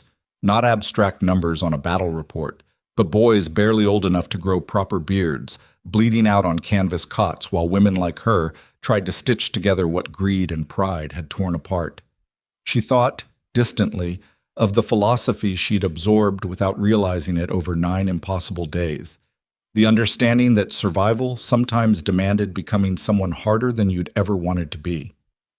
Her father had built his entire reign on the belief that strength meant taking, that power only existed when wielded against someone weaker. But here, in a tent reeking of suffering his ambition had caused, Lysara understood a different truth entirely. Real strength wasn't measured by how much you could take from the world. It was measured by how much of yourself you were willing to sacrifice to keep someone else's world from ending. A new wave of wounded arrived, and among them, a soldier whose face she recognized from the War Council, his armor scorched and dented, blood streaming from a gash above his eye. "The king," he gasped as attendants laid him on a cot. "He's pushed forward to the pass's narrowest point, leading the charge himself." Lysara's hands stilled over the wound she'd been examining. "Personally? He's fighting at the front line?" Said he wouldn't ask men to die for ground he wasn't willing to bleed for himself. The soldier winced as she resumed cleaning his wound, but continued speaking through gritted teeth. "Your father's forces are pushing harder than the scouts predicted. We're holding the pass, but barely." The information landed like ice water through her veins. Kadric, leading the charge personally, exposed to every blade and arrow the enemy could throw at the pass's narrowest point, because he'd built his entire reign on the principle that a king who demanded sacrifice without offering his own blood in return wasn't worthy of the crown he wore. It was reckless. It was also, Lysara understood with sudden aching clarity, exactly the kind of man she'd begun falling for despite every instinct screaming at her to guard her heart against a king who could have her executed the moment the war ended. A commotion erupted near the tent's entrance, and Lysara looked up to see Voss pushing through the flap, his face streaked with dirt and something close to panic, an expression she hadn't yet seen crack his careful composure in 9 days of court intrigue. "Princess," he said, his voice tight, "we need you at the command post, now." "I'm needed here. The wounded." "The king has been injured." The word stopped her cold, her hands freezing over the soldier's wound. "Not critically, but enough that the field healers are requesting your specific expertise. They say his wound isn't responding the way it should." Every clinical instinct she possessed snapped into focus, fear and professional urgency tangling together into a single sharp point of purpose. "Take me to him." She followed Voss through the chaos of the camp's rear lines, past wounded men and exhausted runners delivering battlefield updates, the sounds of distant combat still crashing through the mist-choked morning air like thunder that refused to end. They reached the command post, a hastily erected tent near enough to the front to monitor the battle's progress, and inside, Lysara found Kadric seated on an overturned crate, his armor stripped from one shoulder, a deep gash carved across his ribs where a blade had found a gap in his defenses. A field healer knelt beside him, pressing a blood-soaked cloth against the wound with visibly shaking hands, his expression carrying the particular helplessness of someone watching a problem grow beyond their training. "It won't stop bleeding properly," the healer said as Lysara dropped to her knees beside them. "I've packed it twice. The bleeding slows, then resumes." Lysara's hands moved with practiced speed, peeling back the cloth to examine the wound, her healer's instincts immediately recognizing what the field healer's limited training had missed. The blade nicked something deeper than muscle. "There's a vessel here that needs proper closure, not just pressure." "Can you fix it?" Kedrick asked, his voice rougher than usual, pain bleeding through the careful control he was fighting to maintain. Yes, but it requires precision. This tent doesn't have time for while a battle's still raging 20 feet outside. She met his eyes, refusing to soften the truth even as her chest tightened with fear she had no time to indulge. I need you still. Completely still. This is going to hurt worse than the wound itself. Do it. She worked fast, her hands sure despite the chaos surrounding them, threading a needle with fingers that refused to shake even as her heart hammered loud enough to drown out the distant battle. Kedrick's jaw clenched, his breath coming in controlled hisses through gritted teeth, but he held still exactly as she'd asked, his trust in her steady hands a fragile, unspoken thing neither of them acknowledged aloud. You're good at this, he said through clenched teeth as she closed the vessel, sweat beading along his temple despite the cold morning air. I've had practice. On soldiers who weren't trying to kill the men sending them home. The bitter accusation hung between them, even now, even with her hands literally holding his life together. Lysara didn't flinch from it, focusing instead on finishing the stitches with the same precision she'd bring to any other patient, refusing to let old wounds distract from closing new ones. I'm done, she said finally, tying off the last suture and pressing a clean bandage firm against his ribs. You need rest, real rest, not 5 minutes before charging back into combat. I don't have 5 minutes to spare, let alone the luxury of rest. Kedrick tested his shoulder's range of motion, wincing slightly but nodding at whatever he found. Your father's forces are pushing harder at the pass than my scouts predicted. If we don't hold that choke point, they break through to open ground, and open ground favors their numbers. You'll reopen this wound if you fight again so soon. Then I'll bleed again, and you'll close it again, and we'll keep doing that until either the pass holds or I don't. He rose from the crate, testing his weight, his expression settling into the grim determination she'd watched harden over the past 3 days into something almost frightening in its certainty. That's what leading means, Princess. Not standing behind the line giving orders while other men die for ground, I claimed without paying for it myself. The philosophy embedded in his words struck something deep in Lysara's chest, an understanding she hadn't expected to find common ground with a king built for war rather than healing. He believed, with the same absolute conviction she'd discovered in herself somewhere across these impossible 9 days, that true strength wasn't measured by how much you commanded others to sacrifice. It was measured by how much you were willing to sacrifice yourself before asking the same of anyone beneath your banner. Then let me come with you, she said, not to fight, to stay close enough to the front that if you're wounded again, I don't lose precious minutes reaching you. That's not a healer's post, that's suicide dressed up as duty. Everything about the last 9 days has been suicide dressed up as duty, Your Majesty. I'm not afraid of adding one more risk to the pile. He studied her for a long moment, something complicated working behind his exhausted eyes, and finally, with visible reluctance, nodded once. Stay close to Voss. He'll keep you behind the heaviest fighting. If anything happens to me again, you'll be close enough to matter. It wasn't permission born from trust restored. It was permission born from necessity. From a battlefield that didn't care about wounded pride or unresolved betrayals, only about survival measured in blood and minutes.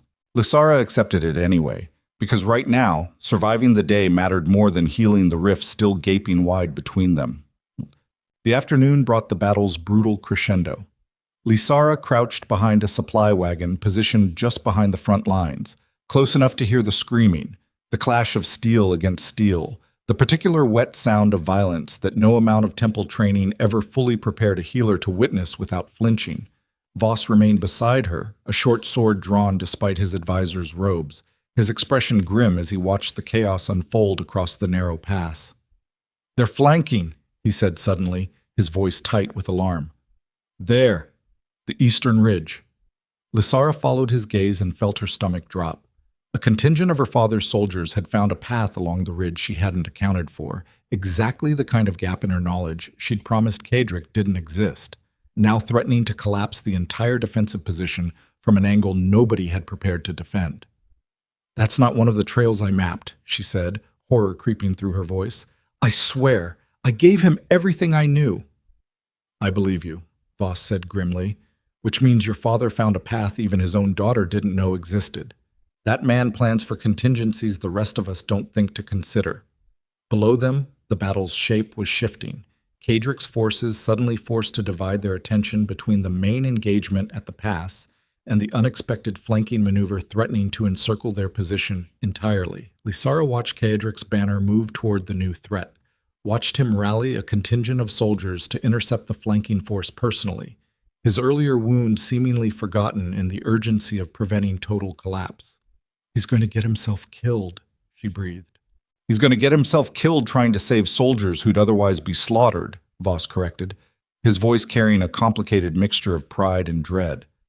"There's a difference, Princess, even if the ending looks the same either way."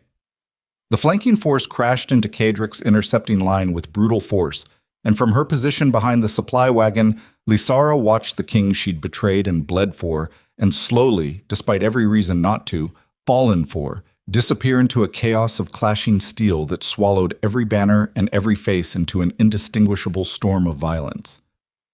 Minutes stretched into what felt like hours.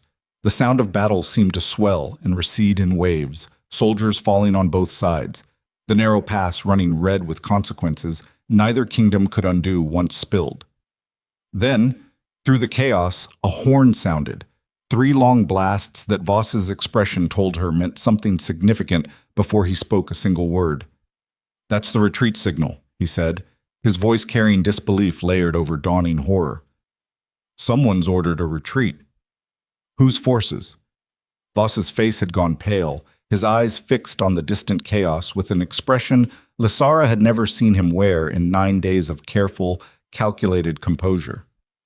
"I don't know," he said, "and until the dust settles enough to see whose banner still stands at the front of that pass, neither of us will know whether we just won this war or whether the king who insisted on bleeding first for ground he claimed has just bled his absolute last."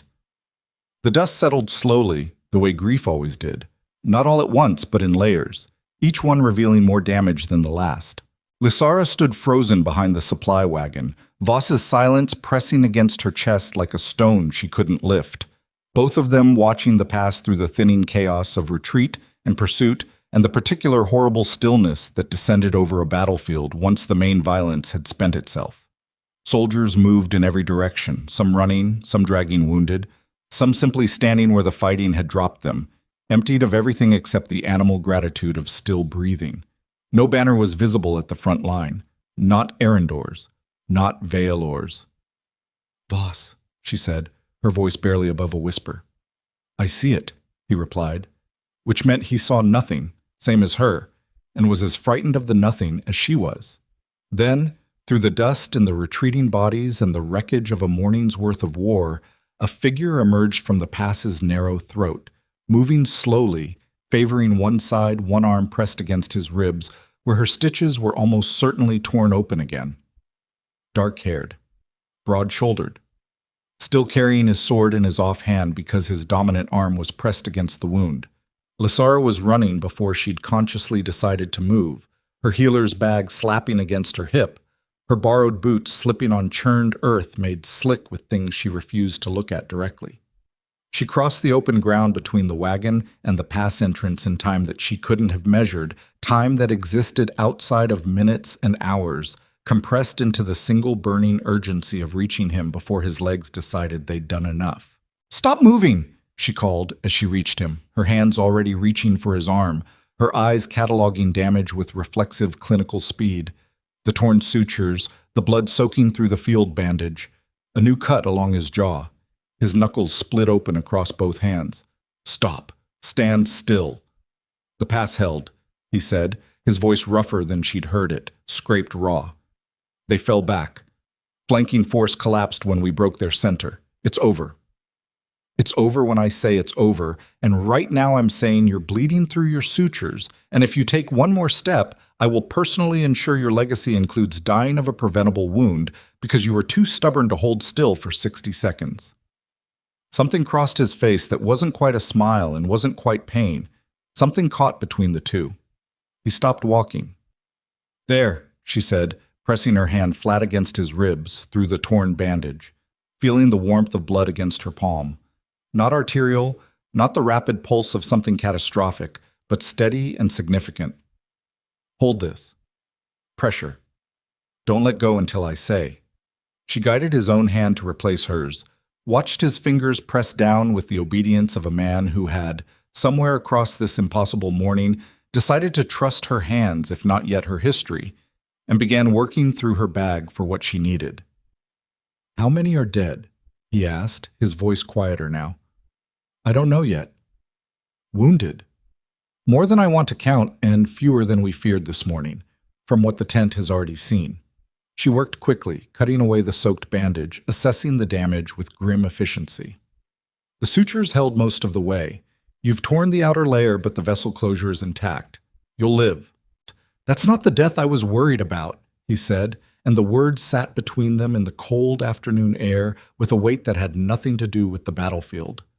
Lysara's hands paused for a fraction of a second before resuming their work. Hold still. They returned to camp as the sun began its descent, the day's violence cooling into the particular exhausted quiet that followed battles that had been won by too narrow a margin for anyone to feel purely victorious. Lysara stayed close to Kaedric's left side as medics and officers swarmed him with reports and questions and the 1,000 urgent demands that followed a field engagement, answering what she could, deflecting what she couldn't, keeping one eye always on the pallor of his face and the steadiness of his breathing. He submitted to her ministrations with a grim patience she recognized as trust, operating below the level of conscious decision, the body's knowledge of safety, preceding the mind's willingness to grant it. She reclosed his sutures in the command tent while 3 generals argued force positioning around them, and he sat through every stitch without flinching, his attention split between her work and his officers, answering questions in terse half-sentences while she worked. When the generals finally emptied the tent, leaving only guttering torchlight and the distant sounds of camp settling into exhausted routine, the silence between them became large enough to require addressing. My father's army, Lysara said, packing her supplies with careful hands. What happens to them? The ones who retreated across the border are your father's problem to deal with, not mine. Kaedric's voice carried the fatigue of someone who'd spent a morning bleeding for a pass and had very little patience left for anything that wasn't necessary. The ones we captured will be held until negotiations determine what to do with men who crossed a border under false merchant flags. And my father himself? A pause, long enough to hear the torches working. That depends on what comes next. He's committed an act of war against an allied kingdom under the cover of a treaty he never intended to honor. The penalties for that are not comfortable ones. I know. He's still your father. He stopped being my father the night he chose to use his own daughters as tools in a war he'd been planning for years. The words came out harder than she'd expected, stripped clean of grief she'd been meaning to feel and somehow couldn't locate beneath the exhaustion. Whatever justice this empire demands of him, I won't stand in its way. Kaedric studied her across the tent's dim interior with an expression she was learning to read. Not fully, not yet, but enough to recognize that he was doing what he always did, measuring the weight of what was said against the weight of what was meant, the gap between them telling him more than the words themselves.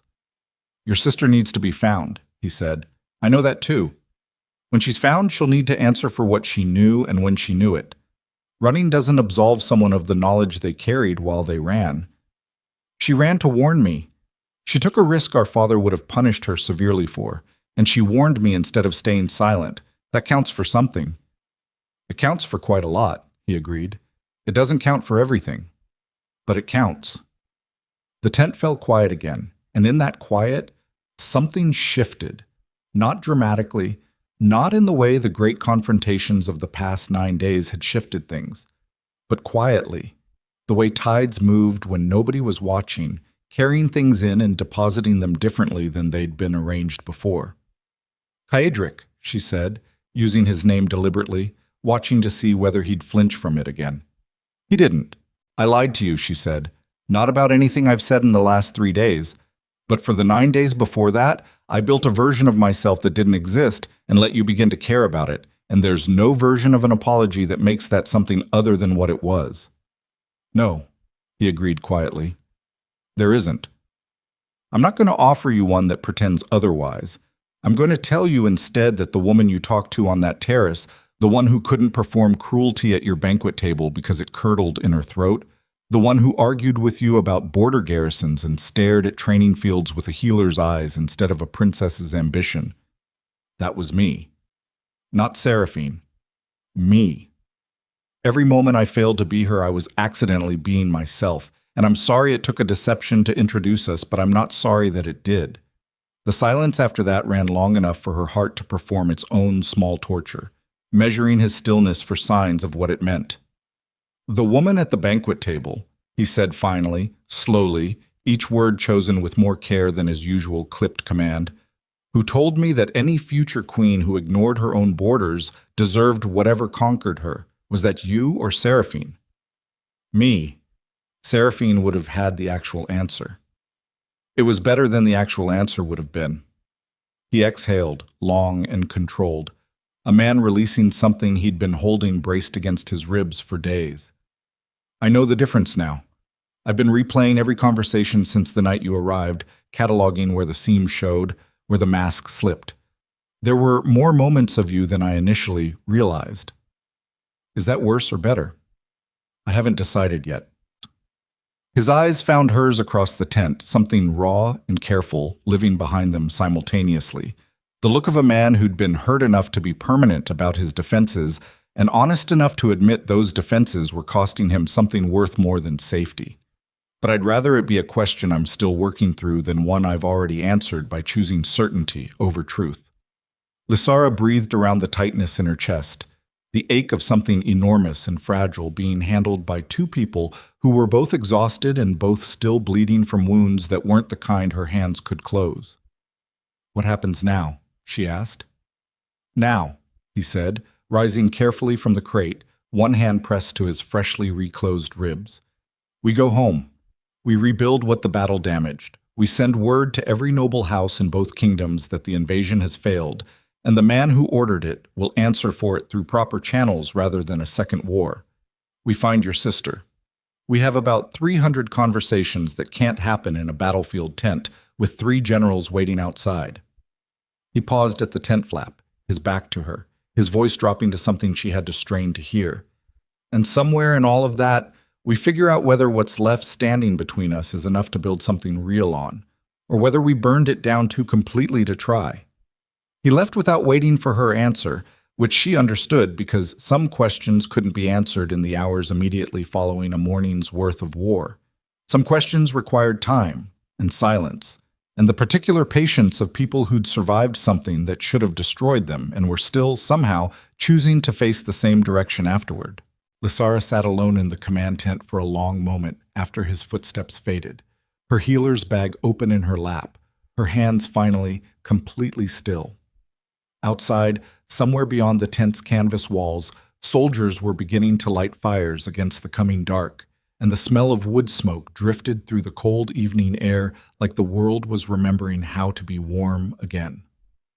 She let herself feel it just for a moment, the fragile, ridiculous, stubborn thing still alive inside her chest, despite everything that had tried to kill it over the past 10 days. Then she closed her bag, straightened her spine, and went to help with the wounded. But the weeks that followed moved with the particular pace of aftermath, simultaneously too slow for impatience and too fast for grief to keep up with. Seraphine was found 11 days after the battle, hiding in a border town 40 miles south of the capital, thinner than Lysara remembered, and carrying the particular hollowed look of someone who'd been alone with their own knowledge too long for the weight to be distributed comfortably. She surrendered herself to the Arendor court without resistance, presenting herself before Kadric's formal tribunal with her chin level and her hands clasped behind her back, and the particular expression of someone who'd made their peace with consequences before arriving to receive them. Lysara stood in the gallery above the tribunal chamber and watched her sister speak for 3 hours, cataloging every answer Seraphine gave with the attentiveness of someone who'd spent the better part of her life learning to read the woman across from her, looking for the tell Voss had described, the chin tilt, the practiced deflection, the performance of honesty that wasn't. She didn't find it. For the first time in memory, Seraphine was simply telling the truth. All of it. The discovered manifest, the stolen intelligence, The decision to run rather than wear a crown built on an invasion she hadn't known about when she'd accepted it and couldn't sanction once she did. The tribunal deliberated. Seraphine was stripped of her title as heir apparent to Vaelor, placed under formal diplomatic supervision pending the outcome of negotiations between the two kingdoms, and assigned a council-monitored advisory role in the peace talks that would fill the following months. It was not punishment commensurate with the severity of what her absence had set in motion, and several of Caedric's generals made their displeasure known loudly enough for it to reach the gallery. But Caedric, who had the final word and used it with the same ruthless economy he brought to everything, argued before his own court that Seraphine's intelligence regarding the invasion, passed through her sister at the cost of everything both women had held, had ultimately provided the information that allowed Arendor to hold the pass. Punishing that with severity, he said, set a precedent that discouraged exactly the kind of courage both kingdoms would need in the negotiations ahead.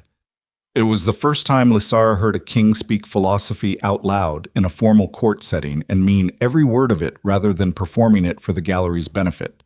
She went to visit Seraphine that evening in the comfortable but guarded apartments where her sister was permitted to stay during the diplomatic proceedings. They sat across a small table with tea between them, neither of them touched, and for a long time neither spoke. The silence between them carrying everything that 9 days of impossible circumstances had not provided the space to say. "You wore my life better than I did," Seraphine said finally. "I nearly destroyed it in the first hour.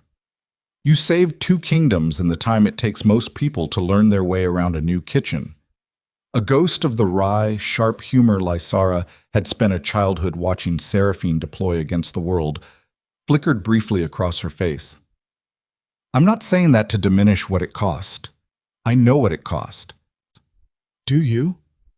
Seraphine's expression shifted, something beneath the surface of her careful composure cracking open in a way Lysara had never once witnessed in 26 years of living in her shadow. "I know I left you to clean up the disaster I ran from. I know that's not the action of someone who deserves their sister's forgiveness on any reasonable timeline. I know that." She pressed her fingers flat against the table's surface, steadying herself with the tactile reality of solid wood. "I'm not asking for it today. I'm just telling you I know." Lysara studied her sister across the untouched tea, the woman who'd spent their entire shared life being the chosen one, the visible one, the crown's chosen vessel for everything their father had decided mattered, and found, unexpectedly, that what she felt wasn't the resentment she'd braced herself against. It was something quieter, something closer to the understanding that damaged people often damage the people nearest to them. Not from cruelty, but from the particular blindness that came from having been shaped entirely by their own survival, never given the space to develop the kind of sight that recognized other people's costs. "Tell me about finding the manifests," Lysara said. "From the beginning. I need to understand what you saw and what you did and in what order if I'm going to argue for leniency on your behalf in rooms you won't be allowed into." Seraphine blinked, surprise breaking through the composed surface for the first time all evening. "You'd do that." "Someone has to. You'll make a hash of it yourself if left unsupervised." Lysara lifted her teacup finally, wrapping both hands around the warmth. "And apparently I'm the only Vaelor daughter with enough credibility left in this palace to speak without the entire court immediately looking for the blade hidden in the subtext." Something in Seraphine's eyes broke open completely, not dramatically, not with tears or declarations, but with the particular quiet devastation of someone receiving more grace than they'd prepared to be offered. She gathered herself, straightened, and began talking. Lysara listened and understood, and did not forgive everything in one evening, but she began the work of it. That was enough for one night. But the formal peace negotiations took 3 months. Lysara did not sit at the primary table. She was not a princess. She held no title of any recognized standing in either kingdom's court. She was a healer without portfolio, living in apartments near the palace infirmary that she'd taken over and reorganized entirely within her first week of residence, driving the senior palace healers into fits of professional indignation before they gradually, grudgingly, admitted she knew what she was doing. She stayed out of the politics as best she could, which was not very well because Voss appeared at her door with annoying regularity to request her presence at informal briefings, describing her role with the diplomatic vagueness of a man who understood that some contributions to an empire's survival defied formal categorization. She translated Valor court subtext for the Arendor negotiators, who kept misreading silences that carried actual meaning and responding to statements that were ceremonial performance rather than substantive position. She explained which concessions her father's remaining advisors would find humiliating enough to collapse the talks entirely, and which ones they'd accept if phrased with enough formal dignity to save face. She sat in back rooms with people who had no official reason to be in back rooms with each other, drinking bad tea at late hours, hammering out the language that would eventually appear in the formal agreement as though it had emerged from the primary table. It was not glamorous work. It did not look like power from the outside, but it was the kind of work that determined whether the formal agreements held long enough to mean anything, and somewhere across the long hours of it, Lysara discovered that she was good at it in the particular way she was good at healing, not through dominance or performance, but through the patient, attentive labor of understanding what was actually wrong before deciding what to do about it. She saw Kaedric regularly, in the way that people who operate in the same building with overlapping responsibilities inevitably see each other. Corridor intersections, shared briefings where her presence was requested by Voss, infirmary visits where his soldiers showed up with wounds she treated without comment. He always found a reason to stay slightly longer than the official business required. She always found a reason not to notice. It was a particular kind of dance that two people performed when they were waiting for something neither of them had yet said out loud, and both of them were patient enough, or stubborn enough, or frightened enough to let it continue rather than forcing a confrontation that might end in a direction neither was ready to survive. One evening, returning from a particularly exhausting negotiating session, Lysara found a sprig of something flowering left on the windowsill of her infirmary office, tucked against the frame with a care that suggested deliberate placement rather than accident. It wasn't elaborate. It wasn't accompanied by a note. It was simply there, small and winter-stubborn and alive despite the cold, and she stood looking at it for a long time before she set her bag down and went about the evening's work without removing it from the sill. She told herself it proved nothing. She kept the flower on the sill until the petals fell, and then she kept the stem. Her father's formal reckoning came 6 weeks into the negotiations, when the evidence Lysara and Voss had gathered from the archived ledgers was presented before a joint tribunal of both kingdoms' legal councils. King Aldrich Valor, stripped of the diplomatic protections his title would normally have provided by virtue of having violated every condition under which those protections existed, sat at the center of the chamber with the particular rigid composure of a man who'd spent his entire life wielding power and was only now being forced to account for its cost. Lysara sat in the gallery. She hadn't planned to attend. She'd told Voss twice that she had patients who needed her attention more than she needed to watch the formal cataloging of her father's crimes. Voss had said nothing in response to either refusal, simply left space in the gallery schedule under her name, and she'd found herself there anyway, with the particular inevitability of unfinished things that required witnessing before they could be properly put down. Aldrich Valor was a tall man, silver-haired, possessing the kind of presence that had commanded rooms for 40 years and still did, even stripped of the context that had made that presence dangerous. He looked across the chamber with the measured contempt of a man who considered legal proceedings something that happened to lesser rulers, not to kings who'd built empires from blood and discipline.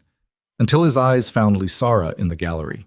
Something shifted in his face then, something she hadn't expected to see in a man who'd spent a lifetime performing certainty, something that looked, briefly and entirely, like a man seeing clearly for the first time the full accounting of what his choices had cost people he'd thought of as assets rather than people. She didn't look away. She didn't offer him forgiveness with her expression, or condemnation either. She simply looked back, steady and present, the daughter he'd hidden in a temple because she'd refused to be useful in the ways he'd demanded, now sitting in the gallery of an empire's tribunal because she'd been useful in the only ways that actually mattered. He looked away first.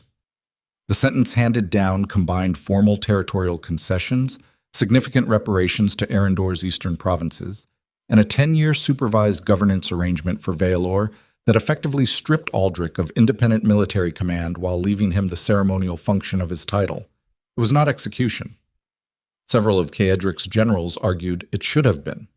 Caedric overruled them on the same grounds he'd applied to Seraphine's case, that a king who executed rivals instead of constraining them built power that lasted a generation at most, while a king who transformed rivals into neighbors, accountable under shared law, built something with the potential to outlast his own name. Lysara heard the reasoning secondhand through Voss, who reported it with the tired satisfaction of a man watching a king he'd served for years finally becoming the ruler he'd always suspected was possible. She allowed herself, privately and briefly, to feel something about that. Then she went back to work. The spring negotiations concluded with a formal treaty signed by both kingdoms' remaining authority holders, its language shaped in no small part by the late-night backroom sessions nobody was going to put in the official record. When the signing ceremony occurred, Lysara watched from a corridor window rather than the ceremony hall, her breath fogging the cold glass, watching banners from two rival bloodlines raised together above the palace courtyard for the first time in either kingdom's recorded history. She was still standing there, her breath still making small circles on the glass, when footsteps stopped behind her. "You could have been in the room," Caedric said. "I don't have a title that earns a seat. You have something considerably more significant than a title. You have the reason the room exists." She kept her eyes on the courtyard, watching nobles and diplomats file out into the spring light, with the particular dazed relief of people who'd been holding their breath for 3 months and had only just remembered how to exhale. Anyone could have told you what I told you. If Seraphine had stayed, if any other person had found those manifests and been brave enough to use them, anyone could have. No one else did. He moved to stand beside her at the window, close enough that she could feel the warmth of him without contact, the same careful proximity they'd been maintaining for months, neither advancing nor retreating. "I've spent considerable time over the past weeks thinking about something you said, in the command tent, after the battle." "I said several things in the command tent.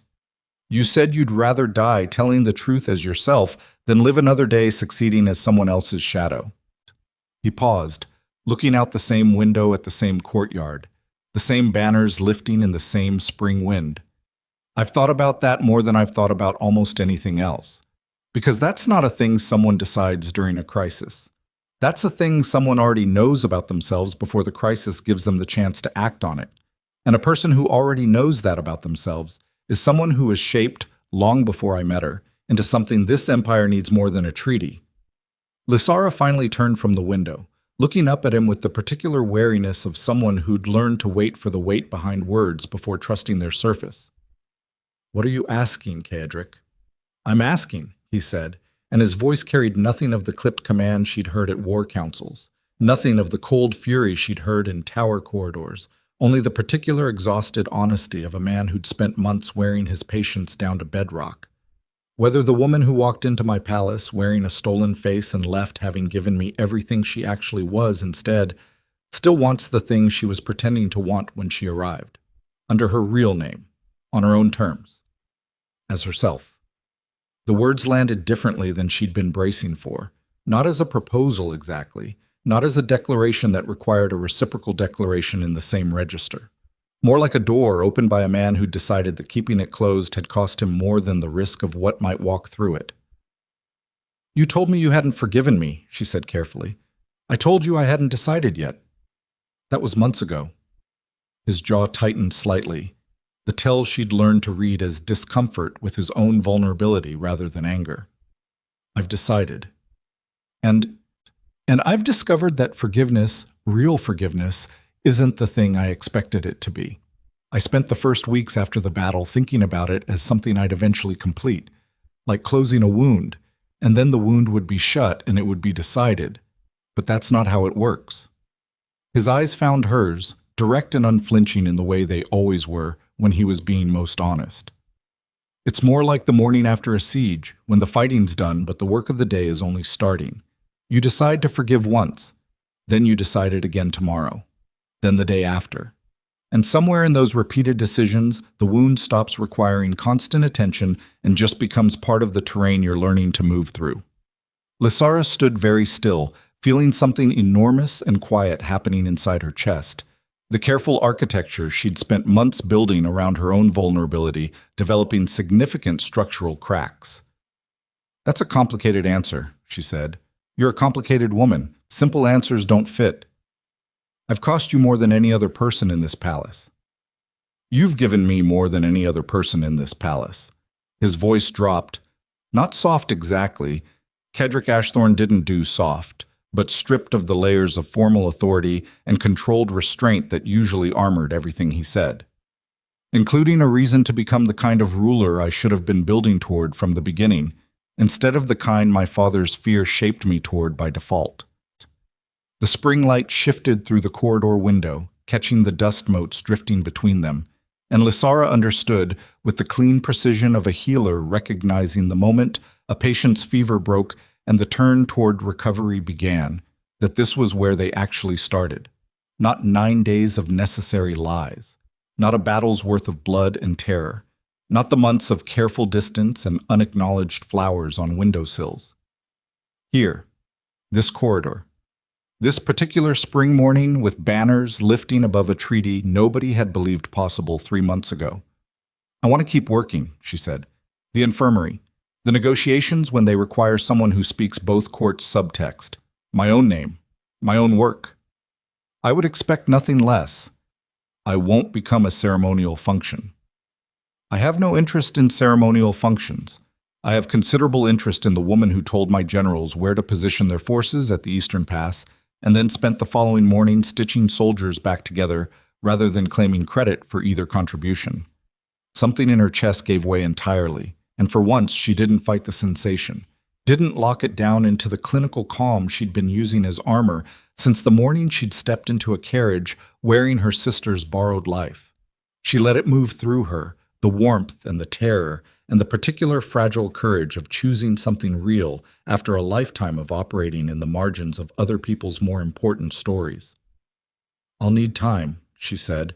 "I've already waited a decade for a woman capable of standing beside me without flinching," he said. "A little more time is not a significant hardship." She looked at him for a long moment, this king built like a weapon and ruled by ruthless instinct who'd nonetheless chosen diplomacy over annihilation when his empire demanded vengeance, who'd chosen to bleed at the front of his own lines rather than spend other people's lives from a safe distance, who'd chosen, when it mattered most, to ask instead of command. "Not a hardship," she said. "A practice."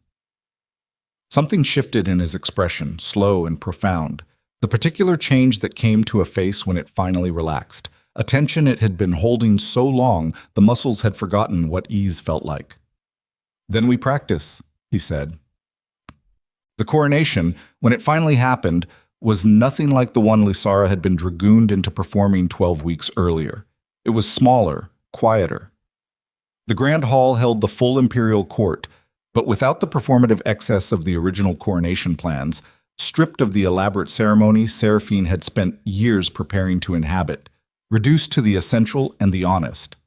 Voss stood at Kaedric's right hand throughout the proceedings, wearing the expression of a man who'd been carrying a weight for 20 years and had only recently been persuaded to set half of it down.